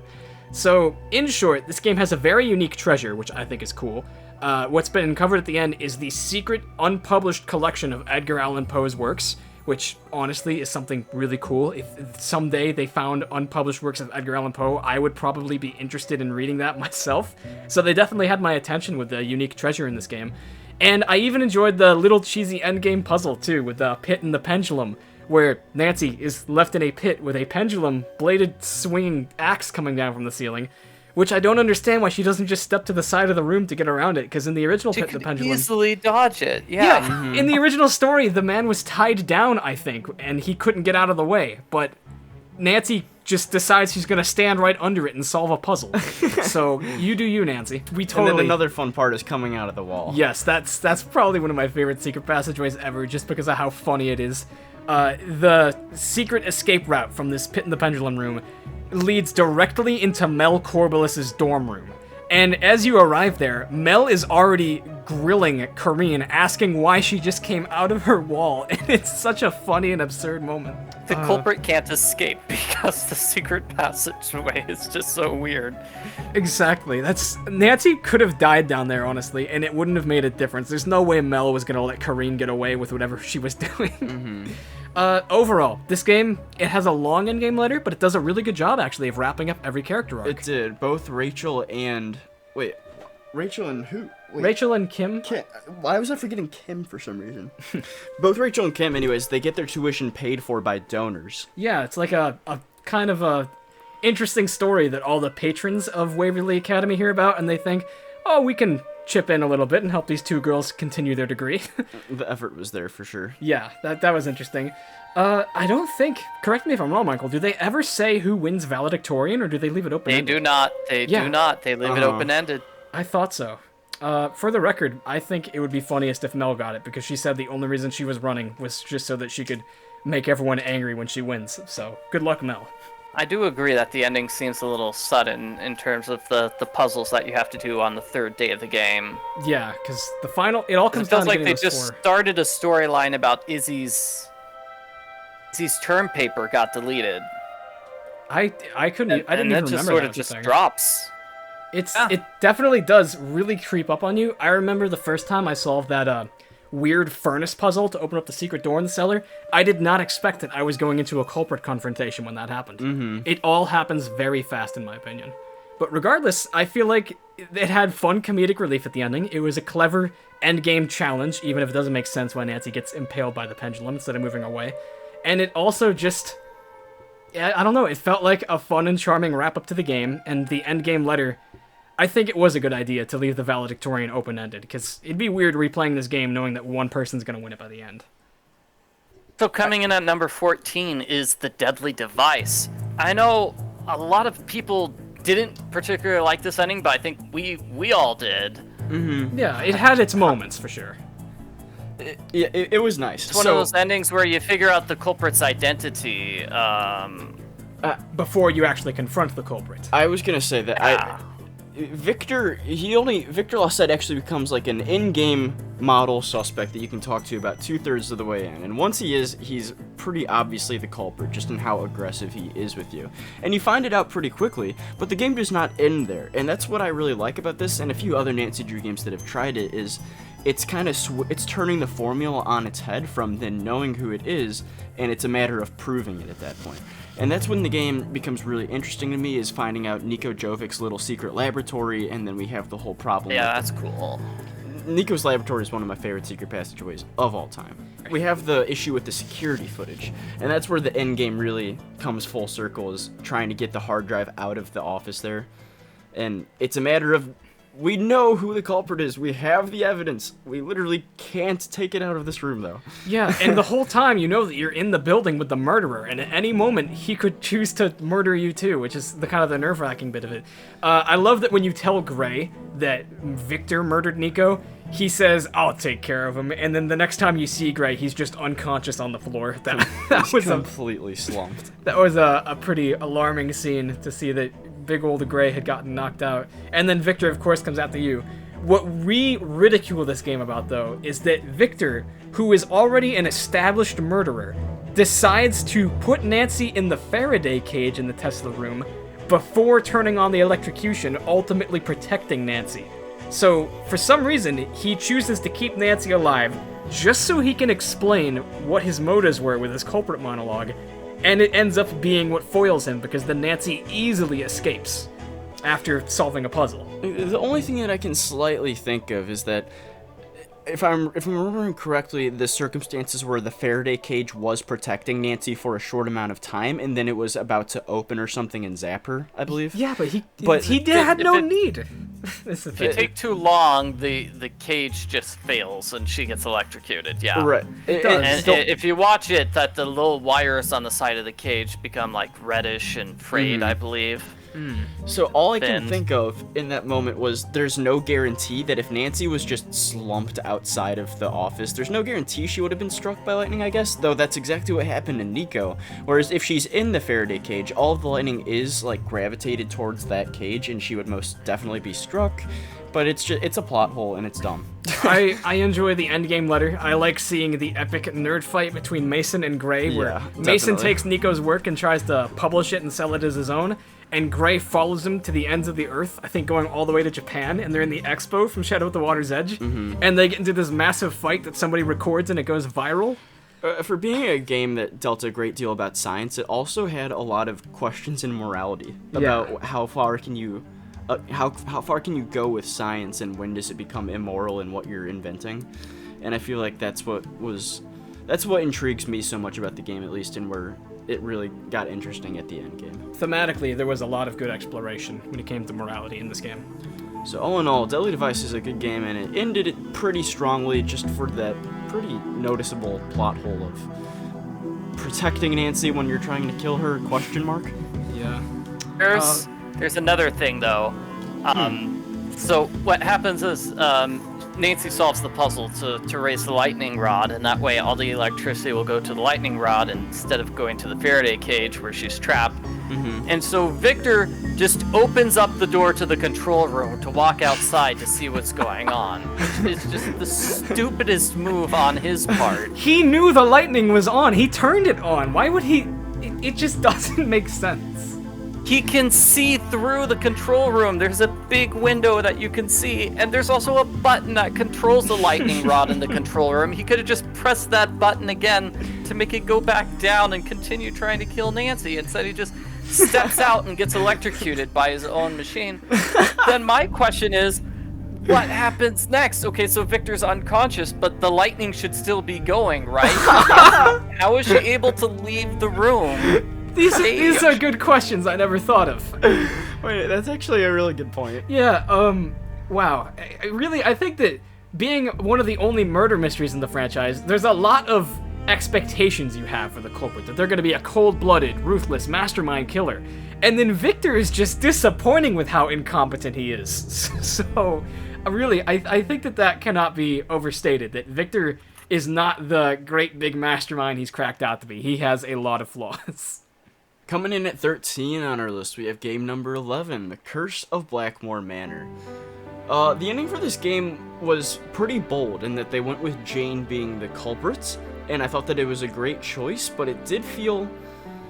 I don't know, because when you think of it in the perspective of everything Jane did in this game, it's a lot. It almost paints her as like this mastermind that is unrealistic for a... How old is she? 11, 12 year old 11 girl? or 12 years old, yeah. Yeah, I don't know. I did really like it, and I thought that the treasure for the game was really interesting, too. The meteorite that had been passed down through the Penvillans, like, that was pretty unique.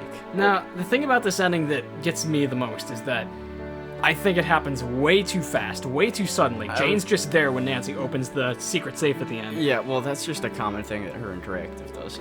But the thing about it is that they do a very good job of resolving the story in the letter. This could be one of the neatest and best written end game letters, I think, in the whole franchise. I think so, too. Because it gives a really interesting explanation into both mysteries going on. What's happening with Linda and what the weird Penvillan family traditions are. And it also paints Jane in a really sympathetic light that she was doing all this to Linda because she had missed her real mom. And she didn't want the family to be broken up. Being a child, of course, it's a very misguided culprit plot.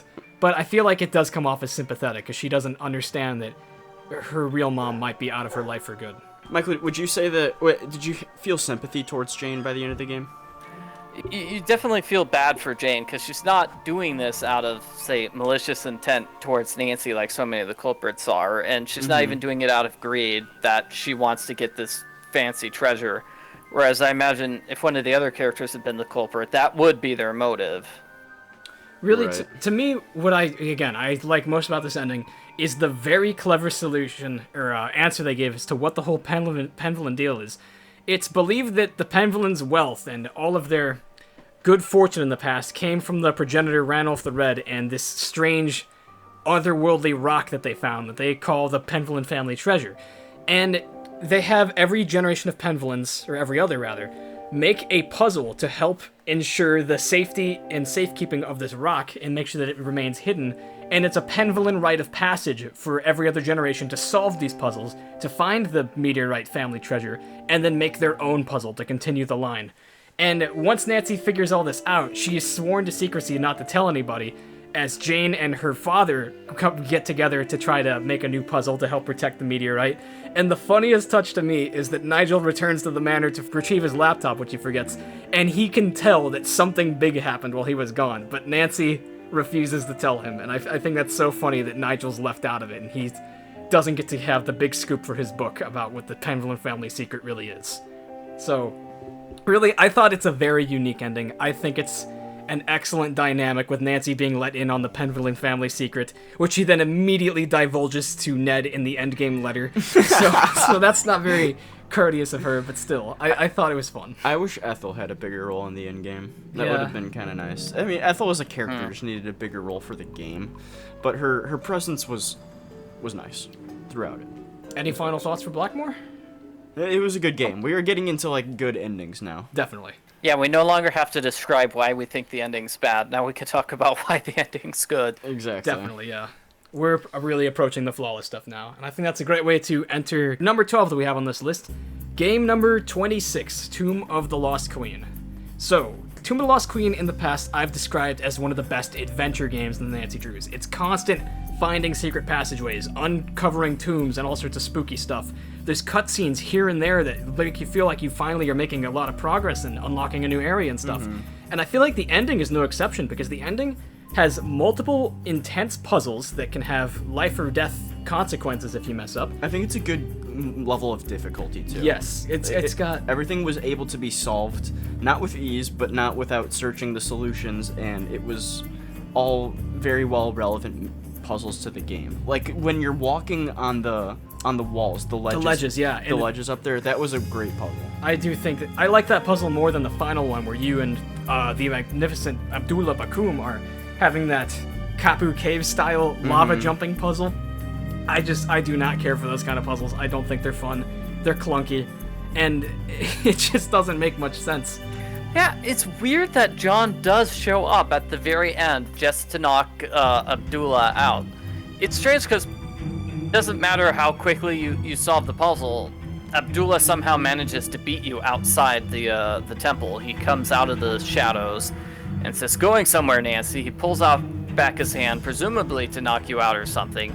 And then all of a sudden, John shows up out of nowhere. He grabs Abdullah's hand and just knocks Abdullah out with, I think it's a ruler or something. I have no idea what he's holding. He just whacks him over the head, and Abdullah is out like a light. It's a very sudden ending to the game, or to Abdullah at least. Yeah. For me, at least, I think it's a really great ending because it did feel sufficiently dramatic. There's a sandstorm that picks up, and we're locked in this tomb with Jamila and with Abdullah. Yeah. And we learn that there is an alternate way out, and I believe that's how Jamila gets out, right? Yeah, Jamila gets out and helps Nancy in the end, because she's part of the whole Anunnaki Brotherhood and whatnot. And then there's Lily as well, who gets caught in the cave-in. It's almost like a fake-out culprit reveal when Lily shows up when you open the tomb. Exactly. And she that was kind of really well done. She kind of reveals that she's low-key in cahoots with Abdullah, but is more like his pawn. I don't think Lily really gets charged with prison time or anything by the end of this game, but Abdullah definitely takes the brunt of the blame. Now, my one gripe is that, I've said this before, we never found the bodies or the skeletons of the original expedition team in this tomb. Yeah, maybe they found a different tomb. Who knows? I think it would have been a nice touch if in that final secret passageway we unlocked, there was like corpses or like skeletons there. It definitely would have been a lot scarier and wrapped up that plot hole. Yeah, I never thought of that before. You find all sorts of like letters from the original expedition, but then nothing. definitely would have added a lot more scariness in any of the game if there were additional corpses in this tomb besides Nefertari. Mm-hmm. Okay, number 11 on the list would be Last Train to Blue Moon Canyon. And ending is basically that Nancy finds the location on the map indicating where Jake Hurley's long-lost mine is, and she gets dropped off early. Lori, you consider it a culprit giveaway when Lori just suddenly gets kind of nasty about Nancy in that scene.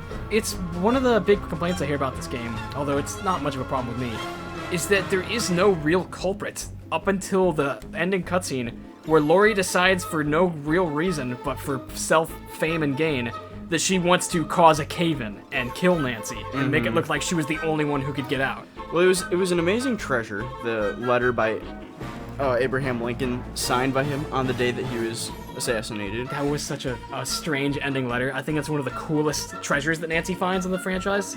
It's better than just gold bullion or a diamond, stuff like that. Yeah, it's something a lot more meaningful. But as Michael said, the end game starts when we unlock the cave on the map. And my biggest gripe is the salamander puzzle.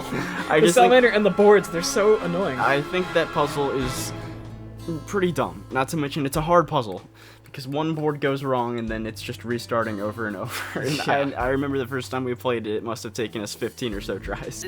The question everybody asks is, why are the salamanders still there Exactly. 80-something years in the exact same spots? Exactly. And also, why does the compass point towards them? That doesn't make much sense either. I feel like they were really just grasping at straws by the end of the game to try to find something that made some amount of sense. Yeah, and I wish sometimes it kind of felt like they abandoned the supernatural vibe of the game too. Yeah. But by the time that you get to the cave, it's no longer about that. It's about actually finding out what was Jake Hurley's treasure here. And it was satisfying. It was a good treasure. It was a good ending. And then the minecart chase sequence, that was cool too. And it was very satisfying to knock Lori into the mud and then capture the letter out of midair. And Frank and Joe are on the scene too. It was a very neat and tidy ending for Nancy. I remember we talked about how Tino gets away with everything because there's like a cat fight that breaks out between Charlena and Lori, I think, at the train station. Charlena and John. Oh, John and Charlena, that's who it Whatever reason, I don't know why they were getting mad at each other. was. John must have just had so much pent-up frustration because he was the only normal person throughout this whole game. Hey, I am on the John Gray fan club, okay? I think he's just underrated in that game. John was just a breath of fresh air. Everyone else was so obnoxious. I mean, we're just talking about there are no dead bodies inside Tomb of the Lost Queen, but we do see Jake's skeleton. Yes, good with detail. like the rotting clothes on the ground. That was surprising. I would not have expected that too, yeah. I don't remember if he's been crushed under a rock or something. It's a pretty grim ending, if I gotta be honest. Especially, I do love in the endgame letter though when Nancy does say that Jake's real treasure was his uncanny knack for making friends, because we find out that he had, writings with Mark Twain throughout the game, stuff like that, and he just, everywhere he went, he made big impressions on big people. Alrighty guys, we are now in the top 10 for the best endings in Nancy Drew games, and we're starting things off with it's an exciting ending. We're doing game number 25, Alibi and Ashes. Now, I was just talking about how on Deadly Device, I like when Her Interactive breaks their game formula and they announce the culprits with a good portion of the game left, and this is no exception to that, because Brenda Carlson reveals herself as, oh yeah, I tried to frame Nancy, I tried to kill her. What are you gonna do about it? Yeah, what are you gonna do about it? She's exactly a very snarky culprit and villain, because Brenda's whole motive is that Nancy completely sandbagged a big antique show story that she was gonna do. Right. About how this antique show thing had a whole bunch of frauds in it, and Brenda was gonna break the story. And Nancy solved the case and brought it to the police attention before she could. And that is a really cool motivation. Yeah. But what I really liked is the revelation of how Brenda gets around town so fast and how unethical she is with everything. It turns out that she has this little makeshift studio underneath River Heights, and it was like, it's supposed to be a bunker, right? Yeah, it's a Cold War era bomb shelter bunker, I think is what it is. So we play as Nancy, and we realize that Brenda, she's always parking under the same spot, and there's a sewer drain there. And the way that she's getting around town is she's going underneath her car into the sewers and just It's like teleporting, essentially. She doesn't have to deal with traffic or anything. But there she has her studio, and there's Nancy on a dartboard and everything, and you can tell that this is just where all the scheming takes place, and it's pretty fun to come by. But the end game is having to stop Brenda before she makes this press announcement. Yeah, that she has a tape that's gonna apparently completely condemn Nancy into being responsible for the fire. I'm trying to remember what else there is, because I know really cool you can go to like the other characters and tell them that Brenda's guilty and we need to stop Brenda. And Tony is just such a jerk. Tony is heartless. In that totally optional thing. It's terrible.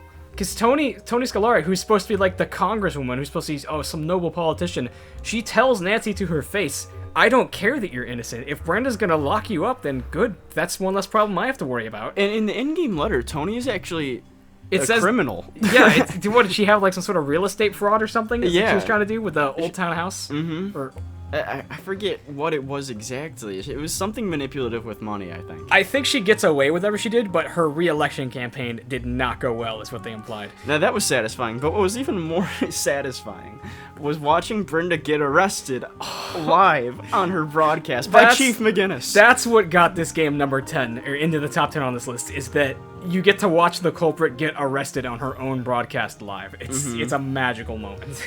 Because if we're being honest, Brenda is one of the most hated suspects of all time. She's so annoying. Every conversation you have with her, you just want to punch your computer.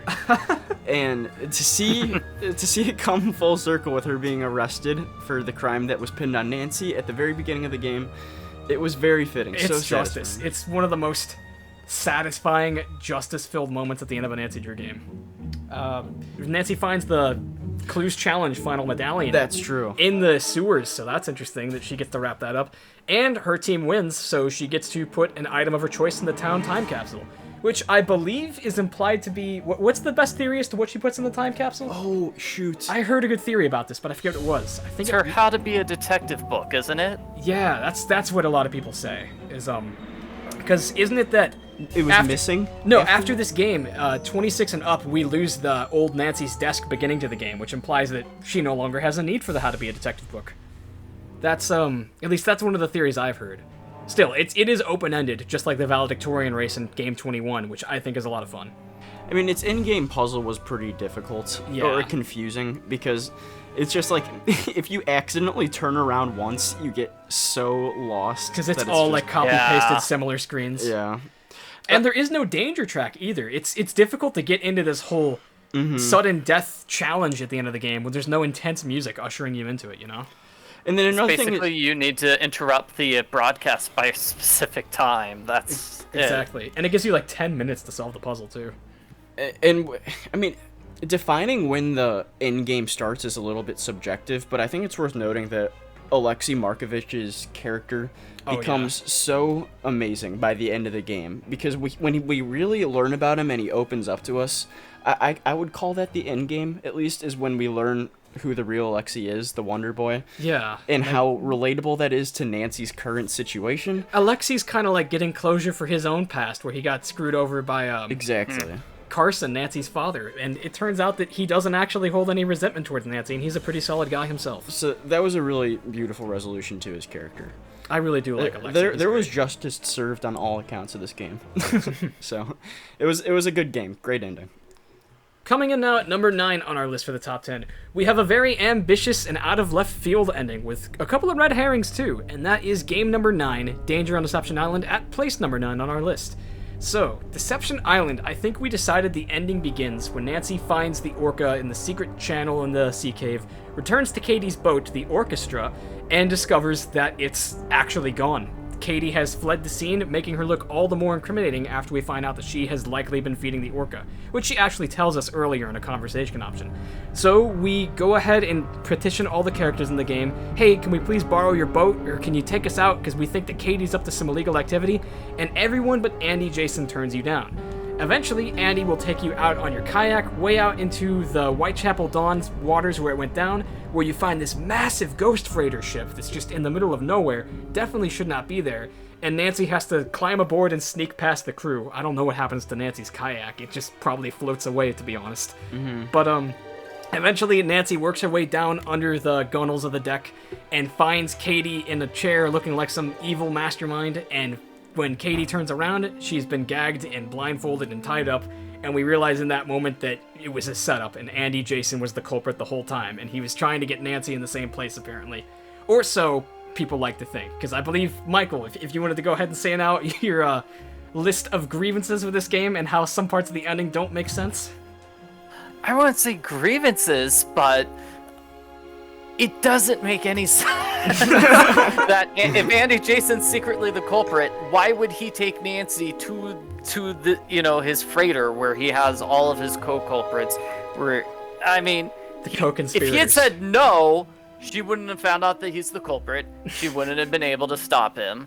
But furthermore, if he had told any of the people that he's working with about Nancy, he would have caught her on board the ship. And then we hear a couple of them chatting that they all say, "Oh no, the boss said you gotta look out for this Nancy Drew person. She's real sneaky. She's not gonna come around here." Something like that. It's a goofy thing, yeah.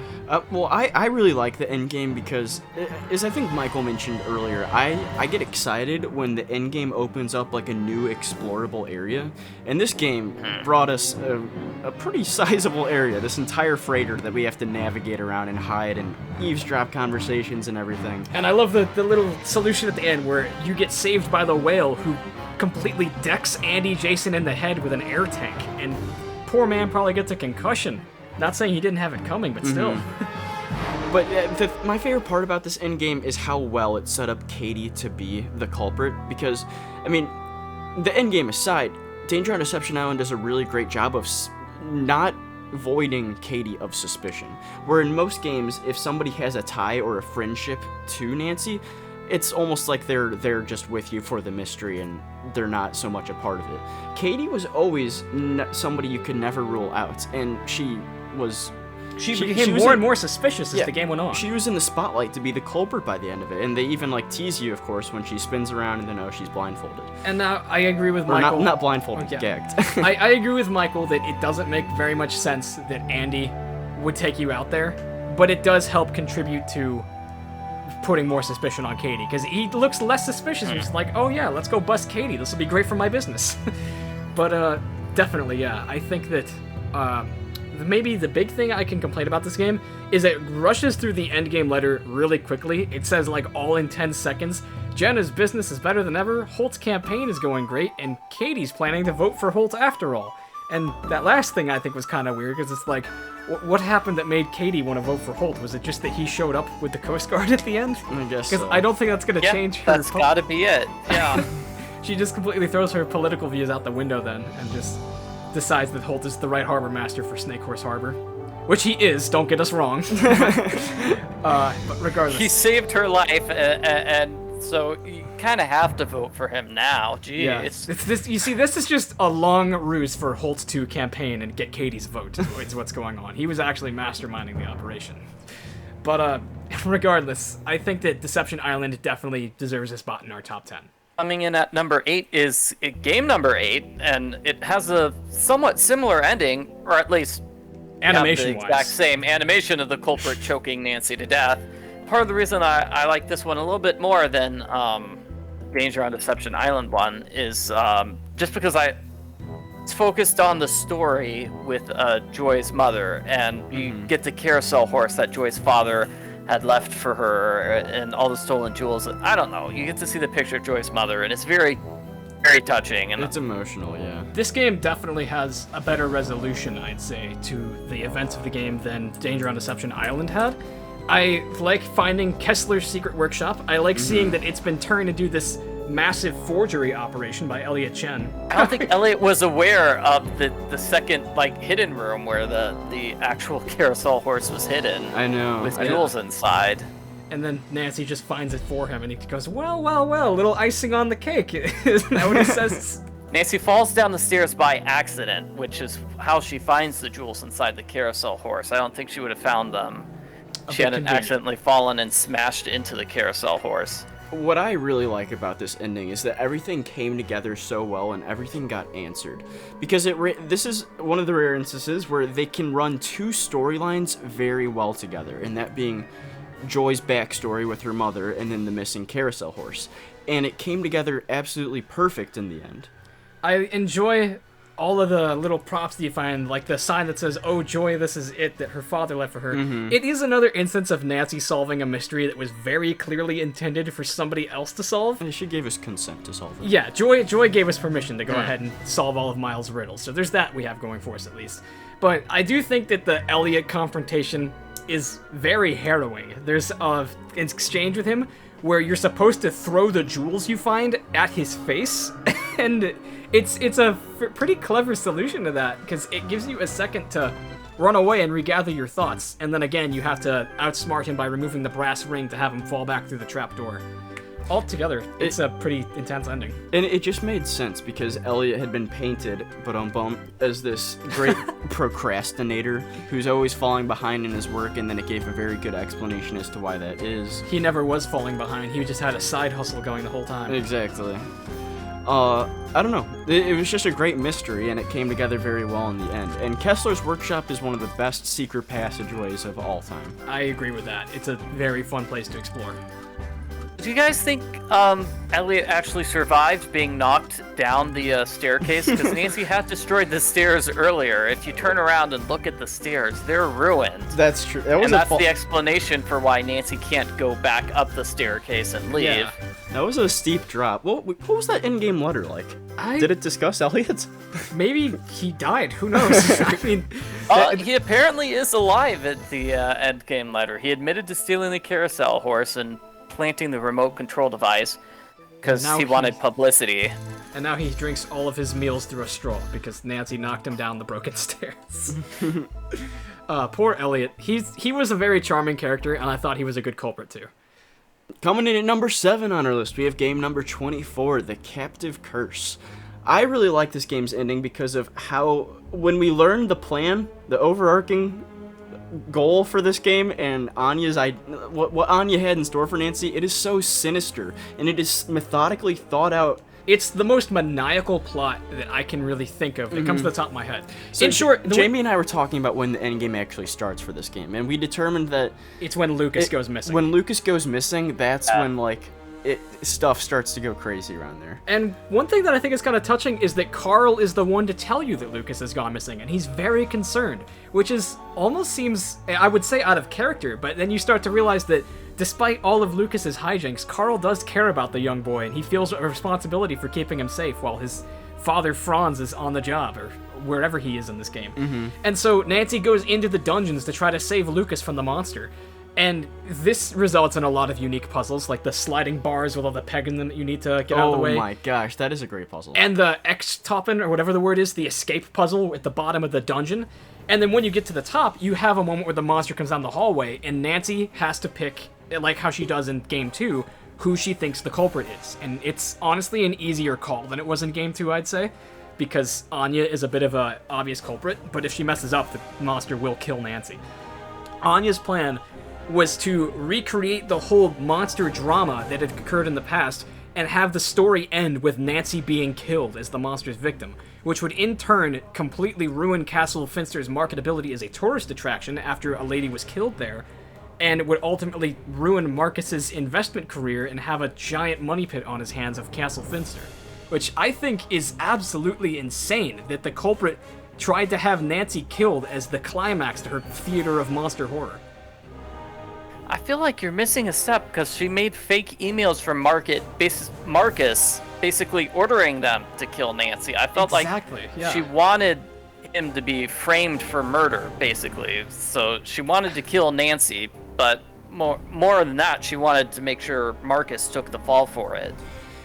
I don't think it was that she wanted to shut down the castle and make him broke. She wanted him...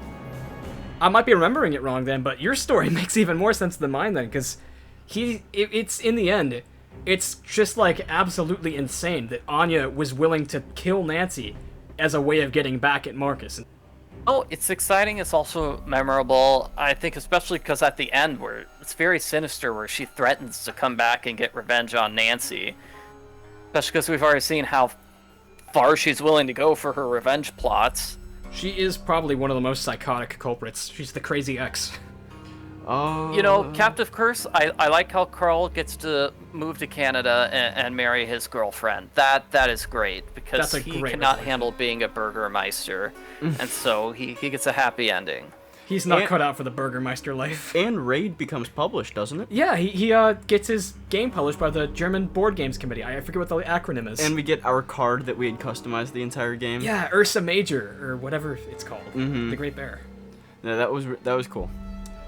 Still, yeah, it's a very memorable ending to me. I feel like Captive Curse as a whole gets a lot of flack, because a lot of people just can't handle the bad German accents. I can look past them, especially to enjoy an ending as memorable as this one. Coming in now at number 6, we have the aforementioned game that paved the way for the Captive Curse ending mechanic, and honestly, a very surprising entry to make it all the way to number 6 on our list, game number 2, Stay Tuned for Danger. Now, here we have the original game of Dwayne Powers, the maniac talent agent, who ends up being responsible for attempted murder of Rick Arlen, and then tries to kill Nancy and Lillian at the very end of the game. For one thing, I love the way this endgame starts, with Lillian, who's been a very hostile character the whole time, writing a letter to Nancy telling her to come and meet her at the studio at night. Nancy arrives there, and has a chit-chat with Lillian, and realizes that Lillian received a threat too, from the culprit, and still anonymous at this point. We have to prove to her that it's Dwayne Powers. But what really shines to me about this ending is that it's not just like Captive Curse, where Nancy has to say who she thinks it is and then give her reason why, but Nancy has the ability to accuse every character in this game, from Millie Strathorn to Bill Pappas. I think she can maybe even accuse the security guard. I'm not sure about that. No, I don't think you can accuse Ralph. Okay, apart from that, Nancy gives a whole drawn-out reason as to why each person is the culprit, and some of them are slightly ridiculous, like Millie Strathorn, but it really is a good way of leading on the player into thinking that maybe I am right about my accusation. Yeah, I'll bet that it was Lillian, and I'm telling her to her face. Which I think that's also a great touch, that you can accuse Lillian to her face of being the culprit. But that moment when Dwayne Powers shuts off the lights and reveals himself, that to me is just so spooky. He's just so over the top and dramatic Yes. in that scene. I think it's probably because he's in shadow they were able to have that scene go on for so long, you know, saving on animation, because what was this, 1999? It was an old one, yeah. I think that Dwayne Powers in this game is 5 times the man he was in Ransom of the Seven Ships, because he's absolutely insane. He's got so many funny euphemisms. He's talking about killing Nancy like he's hosting a game show. It's so maniacal. The way that he talks is just hilarious. I love the whole ending if you mess up and he just tackles you and goes, "It's curtains for you, Miss Drew," and the creepy way he walks. And I love the good ending where you get Ralph the security guard who just shows up out of nowhere, body slams Dwayne Powers, and then goes, "Forget about it." It's so funny. What I think is great is that this is game number 2 in the Nancy Drew series. And it was impressive. It was impressive for, was it 1999, 2000? Yeah, it was before 2000, I think. They did a really good job with this one. Its story came together very nicely in the end. I do feel bad that Ransom of the Seven Ships, the voice actor, did not do an impersonation of Dwayne Powers. Yeah, he sounded more like Andy Jason. He did the Andy Jason voice, yeah. It's the same person who did Andy Jason's voice. Oh, it was. I didn't know that. Arguably, Andy Jason could have fit Ransom of the Seven Ships a bit more. I don't know. I still think Seven Ships would have been better if it was a coalition of past suspects. That way, we could have just had more gotcha moments of people showing up. But still, Stay Tuned for Danger. Definitely a crazy game when it comes to the ending. Mainly because the culprit, Dwayne Powers, is such a crazy culprit. He has such a garish and funny way of talking. All of his dialogue at the end of the game is just so amazing. I think it's so much fun to listen to.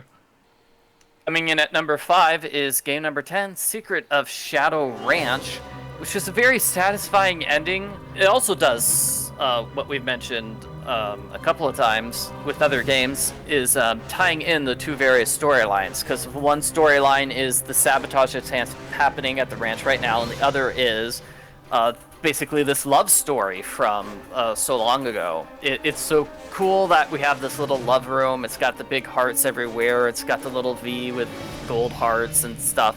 I thought that was really neat. I was gonna say, it gets really scary as well once Nancy leaves that room and she just sees Shorty, the culprit, walk out, and he just starts threatening her. Right.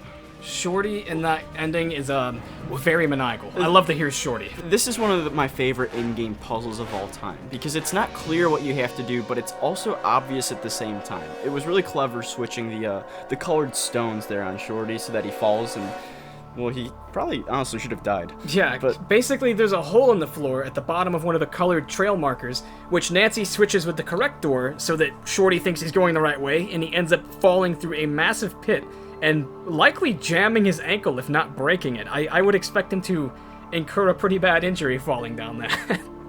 But apart from that, it's really fun to foil Shorty, have him looking up at you, and see his desperate pleas of like, oh, come on, Nancy, I wasn't gonna do nothing. We could split the treasure if you wanted. And he's just kind of at your mercy at that moment at the end of the game, which is a pretty satisfying feeling. A couple of other good moments.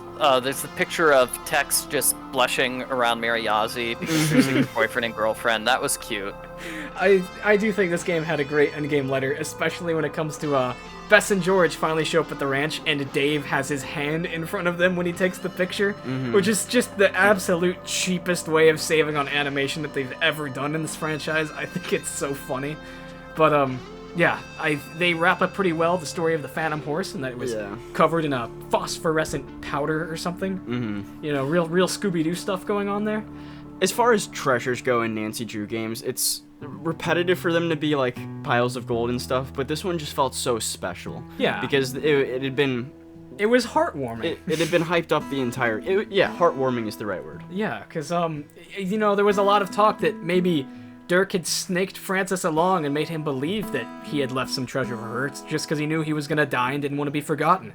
And lo and behold, he did just that. So I think that the whole final location of the Anisazi Pueblo cliff dwellings was a really exciting place to enter. I love a good maze in a Nancy Drew game. It's a challenge that's well replayable.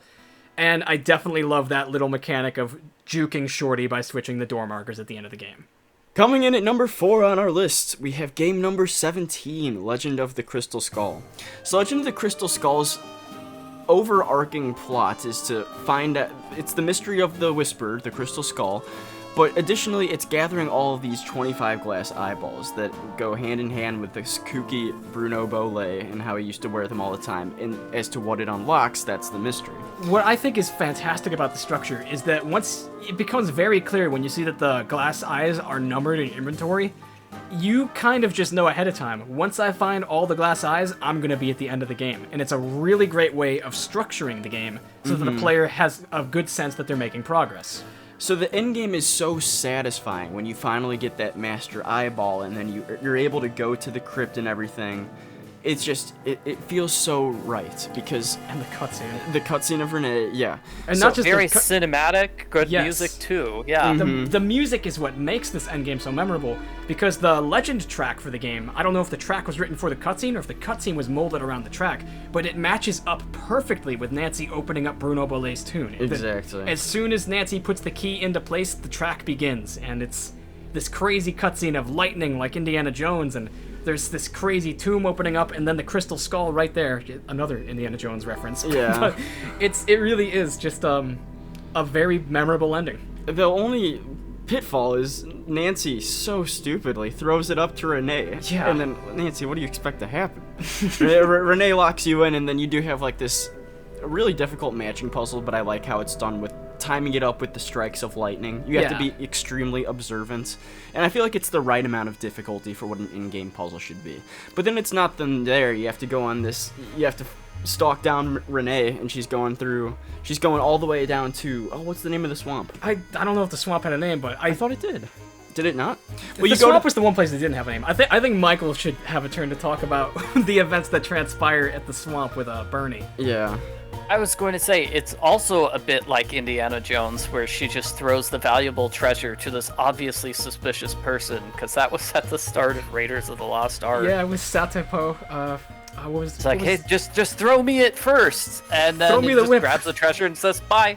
I mean, realistically, Nancy could have probably thrown that priceless crystal skull to any character in this game, and they would have left her even if they didn't intend on being the culprit, because, like, that would have solved Henry's money problems. It would have put Lamont into riches. And Buford, I don't know, maybe Buford would have thrown it back, because he would have just been astonished, but still. There are, like, 2 clues as to where Renee went. There are, like, muddy footprints leading to the maze, and you can hear the boat going there. But you go to the area where you saw the alligator earlier. It's the far right-hand side of the little maze, and you see Renee just on a boat trying to escape. And it's also a really cool confrontation where you talk to her, and she explains about why she wants the crystal skull and the scheming she did to get it. And she just comes across as so crazy. Because she's like, I want the skulls to be talking about the powers of the universe, and that's what's me. I'm gonna be there for that. What I think is so cool is that, yeah, she says her plot is to find all the other skulls now and unite them together. And she claims that when that happens, she's gonna be told some grand secrets and powers of the universe. And then Bernie the alligator spooks her and eats a crystal skull that's, like, absolutely priceless. Well, the endgame letter is great, too. Yes. With Lamont. Lamont dragging the river looking for the crystal skull with a bag of marshmallows trying to find Bernie. Mm-hmm. I think that that's such a good ending. I mean, what was Henry's resolution? Henry, I think he breaks up with Summer. Yeah, God bless him. Thank you, Henry. Yeah. Henry is sad that Bruno wanted him to find the crystal skull and set up that big scavenger hunt for Henry to solve, which, Nancy just stole somebody else's scavenger hunt to find the treasure. Nancy has a thing for stealing birthrights, we've noticed this. And Henry's sad that Bruno really did love him and care about him, but he just wasn't the type of person to say those things out loud. Yeah, it is a touching relationship by the end of the game between Bruno Bollet and his one living relative, Henry. Mm-hmm. I will go out on a limb here and say, out of every Nancy Drew game, every moment, nothing gives me more goosebumps than the ending cutscene and cinematic of the crypt opening up. Really, this game does do a good job of building the mystique of the crystal skull, because it's not... Ever since the first couple seconds of the game. Yeah, with the skeleton man in the house, this game does a really good job of pacing the importance of what Nancy's trying to uncover. And I think that final ending, I think it's a perfect ending, by the way, that the skull is lost and nobody gets it. Because it really does leave open the end that maybe the skull does give magical powers. Maybe Bernie is just an immortal alligator now, and nothing can hurt him. Mm-hmm. He's become the Godzilla alligator, who knows? Poetic. Anything we want to say about Crystal Skull before we move on to the top 3? It's very near perfect. Yeah. Not just the ending, but the entire game. Coming in now at number 3. It's not every day that Her Interactive really switches up the formula to a game to find a success. But in game number 31, Labyrinth of Lies, they did just that, and it came out fantastic, in my opinion. Labyrinth of Lies is unique in being the only game, and spoiler alert, of course, where every suspect is in on it, and it's a group effort to have this heist going on. Some a lot more than others. Yeah, I mean, it's a really interesting dynamic. You've got Thanos, who's the mafia-connected muscle, who's really enforcing things. Xenia, who's the dubious mastermind, who's hiding in plain sight. Xenia has a fantastic culprit monologue at the end of this game that cannot be overstated. And then you've got Niobe, who's a little bit in over her head. She's kind of a disgraced artist after the little run-in that she had in the art world with being accused of plagiarism. And then you've got Grigor, poor Grigor, who turns out to be the fall guy, little did he know, who ends up writing more or less a suicide note by the end of the game in the event that he is killed by Thanos. I think the ending starts at the point where the play starts. Thanos knocks Nancy out, and then she wakes up locked in a cage. That's where I feel it starts, but that's just me. And then we get one of the best culprit monologues of all time with Xenia in the lair down there. Xenia's monologue makes me feel like she might be one of the best culprits ever. She's just insane. I love the camera angle and her walking down the steps and everything. I mean, the set, of course, just so fitting. I love all the alluding that they've done to about how, our play has a different ending than the traditional Persephone and Winter. And then lo and behold, at the end of it, Xenia starts talking about embracing how Persephone became the queen of the underworld and how she's some goddess of death. And she leaves Nancy to die in this cage with the pomegranate seed puzzle, which is a fantastically difficult puzzle, in my opinion. I think that it's like Minesweeper, but reinvented to be original. I don't even know how to explain it. But I love the whole sequence where Nancy wakes up in a cage and Grigor comes to speak with her, and she can tell that Grigor's afraid and he's in over his head, and she's trying to reason with him. And Grigor ends up telling Nancy some important stuff she needs to know to get out. There's a sequence where you trap Thanos and keep him in a cage, but, no cage can hold Thanos for long. And sure enough, by the end of the game, he escapes because he's got so many connections. That is so great that they did that. Thanos is one of the most intimidating suspects ever. And he's added to the list now of culprits that can and probably will return someday. The endgame is so satisfying because we get answers as to why everybody was so on edge. We get answers as to why Xenia was such a control freak. We know why Grigor was being so cryptic with everything. We understand why Niobe is under all this stress. And we understand why Thanos is such a cold, ruthless person. Yeah. And it all makes sense. It comes together in this great culmination that just makes sense. Like, as the play's going on, Nancy's gradually... It's all clicking, especially when we read Grigor's note. I don't know. It's frightening. Yeah, it was really well written for a Nancy Drew game ending. I do love how Nancy just appears on stage in the middle of the play. And you get the brief shot of her from behind, which was really cool, too, because we never see her in these games. That was a pretty big moment, seeing Nancy in a full-color cutscene. There's no weird shadow or parlor trick going on like it's Secret of the Scarlet Hand or anything. We actually got to see her in her kind of weird clothes she was wearing. It was just like jeans and a t-shirt is what it looked like. But it was a pretty intense moment at the end, the police showing up as Nancy confronts everyone on the stage and foils their plot. And of course, Thanos gets off scot-free. I think Grigor gets onto probation right away, and Niobe too, but Xenia really takes the fall hard, which she deserves, quite frankly. How do you feel about the lava on the sets and everything? I feel like a lot of people think the sets are just dumb and the puzzles are too much. I mean, the pomegranate seed puzzle that you die if you mess it up by falling into the lava. Yeah, there's like 5 puzzles in the in-game sequence, because there's the puzzle to get out of the cage, then there's the puzzle to undo the chain on your leg, and then there's the puzzle to lift up part of the platform so you can walk over to the pomegranate puzzle. There's the puzzle where you move around the gods on the one boat, and then there's the puzzle where you it might take fix the Wi-Fi connection. It might be the take. I don't know how to describe that one. I forgot. There's the part where you just have to fix the Wi-Fi. This might be the game with definitively the longest and most challenging ending. It is a very challenging game. I understand why a lot of people don't like Labyrinth of Lies, but I think that you have to give it credit that the ending is phenomenal.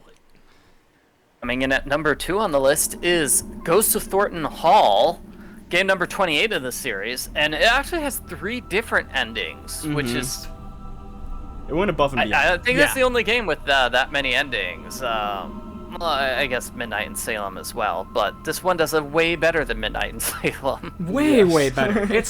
This game, I think the endings is one of the things that really makes Thornton Hall for if you want to try starting a friend on this franchise. This is usually the game that I recommend, because the ending is so satisfying that it leaves you thinking, wow, I could play another one of these. At least that was one of my impressions of this game. Part of the reason why it's better than Midnight in Salem in terms of the multiple endings is that the endings are actually different, whereas in Midnight in Salem, it's like, okay, well, you choose who you think should get Thornton House, that's all. But in this one, the 3 endings are, 1, you just leave the house and leave everyone there to die, which is really grim. And then ending number 2 is, okay, you save Harper, and then everybody escapes, but you don't save Clara, who's still stuck upstairs. Everybody just gets out as soon as they can. And then number 3 is you take the extra step of actually saving Clara. So it's like each one of those endings, you have a separate puzzle, a separate storyline to do.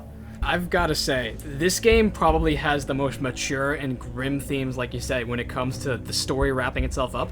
It's like poetically haunting that there is an ending where you can choose to leave Clara to die. And it's not a game over sequence. That's a legitimate ending the game allows. That Clara's penance for being responsible for her cousin Charlotte's death is that she herself dies in the fires of Thornton Hall and closes that chapter of the family. And then people say that they see her ghost over the mansion too. That's the craziest part. In the There's ending where two ghosts of Thornton Hall. in the ending where Clara dies, there is a report that Nancy mentions that there are now 2 women ghosts seen haunting Thornton Hall, Clara and her cousin Charlotte, which I think is a terrifying resolution, that you can choose to let Clara be with her demons and die in Thornton Hall and haunt the estate now. And for every ending, obviously each ending letter is different. And I remember in the ending where you don't help Harper, you just abandon everybody. It is such a short and depressing in-game letter. And Nancy even signs off by saying, I really don't think I made the right choice there. Yeah, that's kind of straightforward, but I can see the middle road ending where Clara is left behind. That's my favorite ending. Yeah, I think that's a bit more acceptable because it leaves a really grim, foreboding sense on the game in the end. But let's talk about the good ending more, where you save everybody. I believe Thornton Hall, the building is torn down, and it's ended up getting left to, it's made into a shelter for at-risk young girls that Harper manages, I think, or at least she's a big part of it, and that means a lot to her because Harper was a pretty big at-risk youth, as we're all aware. Yeah. Now, the part that everybody gets flustered over is they write off the hauntings as carbon monoxide poisoning. Which does not cause hallucinations for the last time. Now, there's this theory, Jamie and I didn't come up with it, but it is a good theory. One of the hauntings in the beginning of the game is when you look down to see Charlotte's bedroom, the door is opened and you can see like the bed frame inside and everything. And the clocks and stuff. Now listen to this. If that was a hallucination, how could Nancy see the bed frame and the clocks and everything? That's exactly what it looks like, which means it wouldn't make sense for Nancy to hallucinate the inside of the room, meaning it was a real haunting, which to us is why we think it's supposed to be a nonsensical explanation, and the Thornton Hall actually is the one place Nancy visits that truly is haunted. It is haunted. Like, yeah. If it's not There's haunted, also the haunting that takes place like in the ruined house, which is far away from the basement and those furnaces. Definitely. There's so many things in this game. Like, the one thing that I'll bet was the carbon monoxide was Nancy just straight up collapsing from exhaustion multiple times. That is realistic. I'm surprised Nancy didn't just die when that happened. But I do believe that this is the one game that is haunted. And I do love that this franchise decided to pick one game out of all the spooky themed games that did genuinely have paranormal and supernatural occurrences. Oh man, but Thornton Hall, it definitely is a crowd pleaser, I think, when it comes to the finale. I think it's, again, poetic justice that after all the bloodshed and the dark past of Thornton Hall, the canon resolution of the game is that Thornton Hall burns to the ground, regardless of which ending you choose. But it is not exempt from being perfect, because I will say that the clock puzzle is a little too tedious, especially that it was reused. Okay, yeah, but for the ending challenge, I can see that. But technically, it is an optional puzzle, because you don't need to save Clara. So it's like you can look past it, and if we're talking favorite endings, that middle-of-the-road one where we're leaving Clara to die is my favorite ending, as dark as that is, because it's so poetic, and it's just well written, and I feel like that should just be adapted into a movie with how cool that is. This is definitely one of the more cinematic games. There's one thing about that middle-of-the-road ending is that Wade just sort of drops out and refuses to respond to any of Savannah's letters, and we get the picture of like a table with a bunch of letters for Wade on it, just that's pretty that sad. are unopened. Yeah. And I'm like, oh, the love drama doesn't get resolved in the middle of the road ending, so that's why you've got to go for the good ending. Yeah. It's heartbreaking because this game had the nerve really to make a valid ending that's not a happy ending, and I think that that's something that most Nancy Drew games, they do leave in the possibilities of bad things happening, but that's a game over sequence. That's not a game ending. So really, I think that Thornton Hall dabbled in dark places that no other game dared to, and it really paid off in the final chapter. It was very successful. Well then, takes us to number one, I believe. Alrighty, guys. you might have deduced which game we have not talked about yet. And that's because it's the best ending of all Nancy Drew history. So we came to this conclusion relatively quickly, I feel. Yeah, I think so too. It was unanimous. I would definitely, I would not argue against putting it in the top 5, definitely. And so I listened to your arguments for the other 4, and those all seem to make sense to me. So this one would have to fall into place as number 1. We'll just get into it here. The best ending in Nancy Drew history is the final scene, game number 5. The final scene of the final scene. So, I'm sorry, I just wanted to say that. Final Scene is such an interesting game because its entire story, it's one of the most sinister storylines of all time. And ever since the first cinematic cutscene, we have a clear objective established that we need to save Maya, and there's terms of her kidnapping that have been established that if the theater goes down, the girl goes with it. And from that moment, it just sets in stone. You know that this is going to be a down-to-the-wire mystery, down to the last second. There's a clear time frame. With each day passing, more anxiety is in the air, and you can feel it. The tensions are rising with every single suspect. It's palpable. And then when you finally get to that third day, and when the police are showing up, and it's... also, as a side note, with each day passing and the growing tensions on the outside of the theater and the mob crews that are already arising, it illustrates the tensions, per se. But day 3, when the police show up and people are leaving the theater, and it's just such a depressing mood, that's when this game shines, guys. Day 3 is also when we learn that Brady Armstrong is actually Brady Thompson, and that's an optional storyline, but it's very interesting. I don't think you would want to skip it. Something fascinating with this game. Nancy basically just begs him to call off the demolition because he can, and you have like 4 different dialogue options there, and none of them convince him. No matter what you say, he's gonna say, "No, I think this place should be destroyed." It's such a desperate moment. Yeah, because I would say this game might be the best game for Nancy's voice acting. She's so passionate and so dramatic about everything she has to say. Definitely. And that moment where she's appealing to Brady, goes, "Joseph believes me, he still thinks Maya's in here," and he's just shooting her down like, "Oh, Joseph is a confused old codger. He doesn't know what side of the bed he woke up on." So are we determining that the end game starts on the beginning of day 3? Because that is a little early. But then again, day 3 is really short. That's what we're saying, yeah. I mean, a lot of stuff happens up to the end of this game. I'd say it begins when the police start sweeping. No, it begins when you find the voice recorder of Joseph Hughes, because Joseph as a character is generally supposed to be exempt from suspicion because he's supposed to be super helpful, and he gives you the WD-40 on day 2. Not all that, but he has the best alibi he could possibly have. Yes, at the time of the kidnapping, at the very beginning of the game, he is clearly heard on the PA system doing a mic test, and so you know he must be up there. And then on the last day of the game, fumbling around under the projection booth desk, you find a tucked-away tape recorder with the exact message that you heard at the beginning of the game. Meaning one thing, Joseph did not have to be in the PA booth when that message played. And that's just a chilling realization, because as soon as you put that together, Joseph is right there behind you.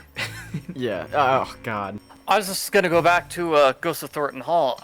And the bad endings, the voice acting there is really good, too, because it's a very different tone of voice. Nancy very sad and depressed. She's almost like half whispering that, and I don't think it's a surprise that like both that and this game have a lot of the just different voice acting from Nancy. It's the different emotions that she's carrying, and that's part of what makes it so good. Nancy's emotions in this game, it's one of the games she's probably the most emotionally invested in, because Maya's her good friend. And then getting back to Joseph's confrontation. I was gonna say, I remember being disappointed. Lots of people are disappointed with Ransom of the 7 Ships because they thought she would be just as emotionally invested in her best friend Bess getting kidnapped, but she's kind of not. She kind of cares more about Maya than Bess in terms of the kidnapping. It's so weird. Man, just the final confrontation with Joseph is such a almost maddening conversation, because you're talking with him and he's trying to keep your mind off of things. He's trying to just talk sweet nothings in your ear. He's talking about gonna put a fresh coat of paint up on here. Yeah, and he's obviously lost his mind, but he doesn't acknowledge that he was the one that kidnapped Maya until the last thing he says is, Don't tell her where she is, Nancy. And then he shuts the door on you and locks you in. And when that moment happens, the clock in the bottom left corner of the screen gets replaced with a timer counting down, I think, 5 minutes till the demolition of the theater. It might be. It's 5 That's minutes so or cool. less. Yeah. Yeah, they never do that in any other game, really. I mean, apart from, like, the time bar in Alibi and Ashes. But it feels way better in this game because, oh my gosh, we cannot understate the danger track in this game. It is the best danger track in, like, any Nancy Drew game. And, you know, a lot of the times I find danger tracks annoying and repetitive, and they're easily my least favorite part of any soundtrack. This could be, like, the highlight of the final scene soundtrack. Not to discredit the rest of it. It's just fantastic how intense this music is. Because it really is... It sounds like the clock ticking, the way that the beat goes in it.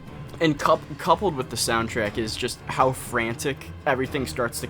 Like, it's just one revelation after another, because we find the secret passageway, the ladder that comes down from the trajectory room, and then we go up there, and then we're just given a bombshell, where we learn that...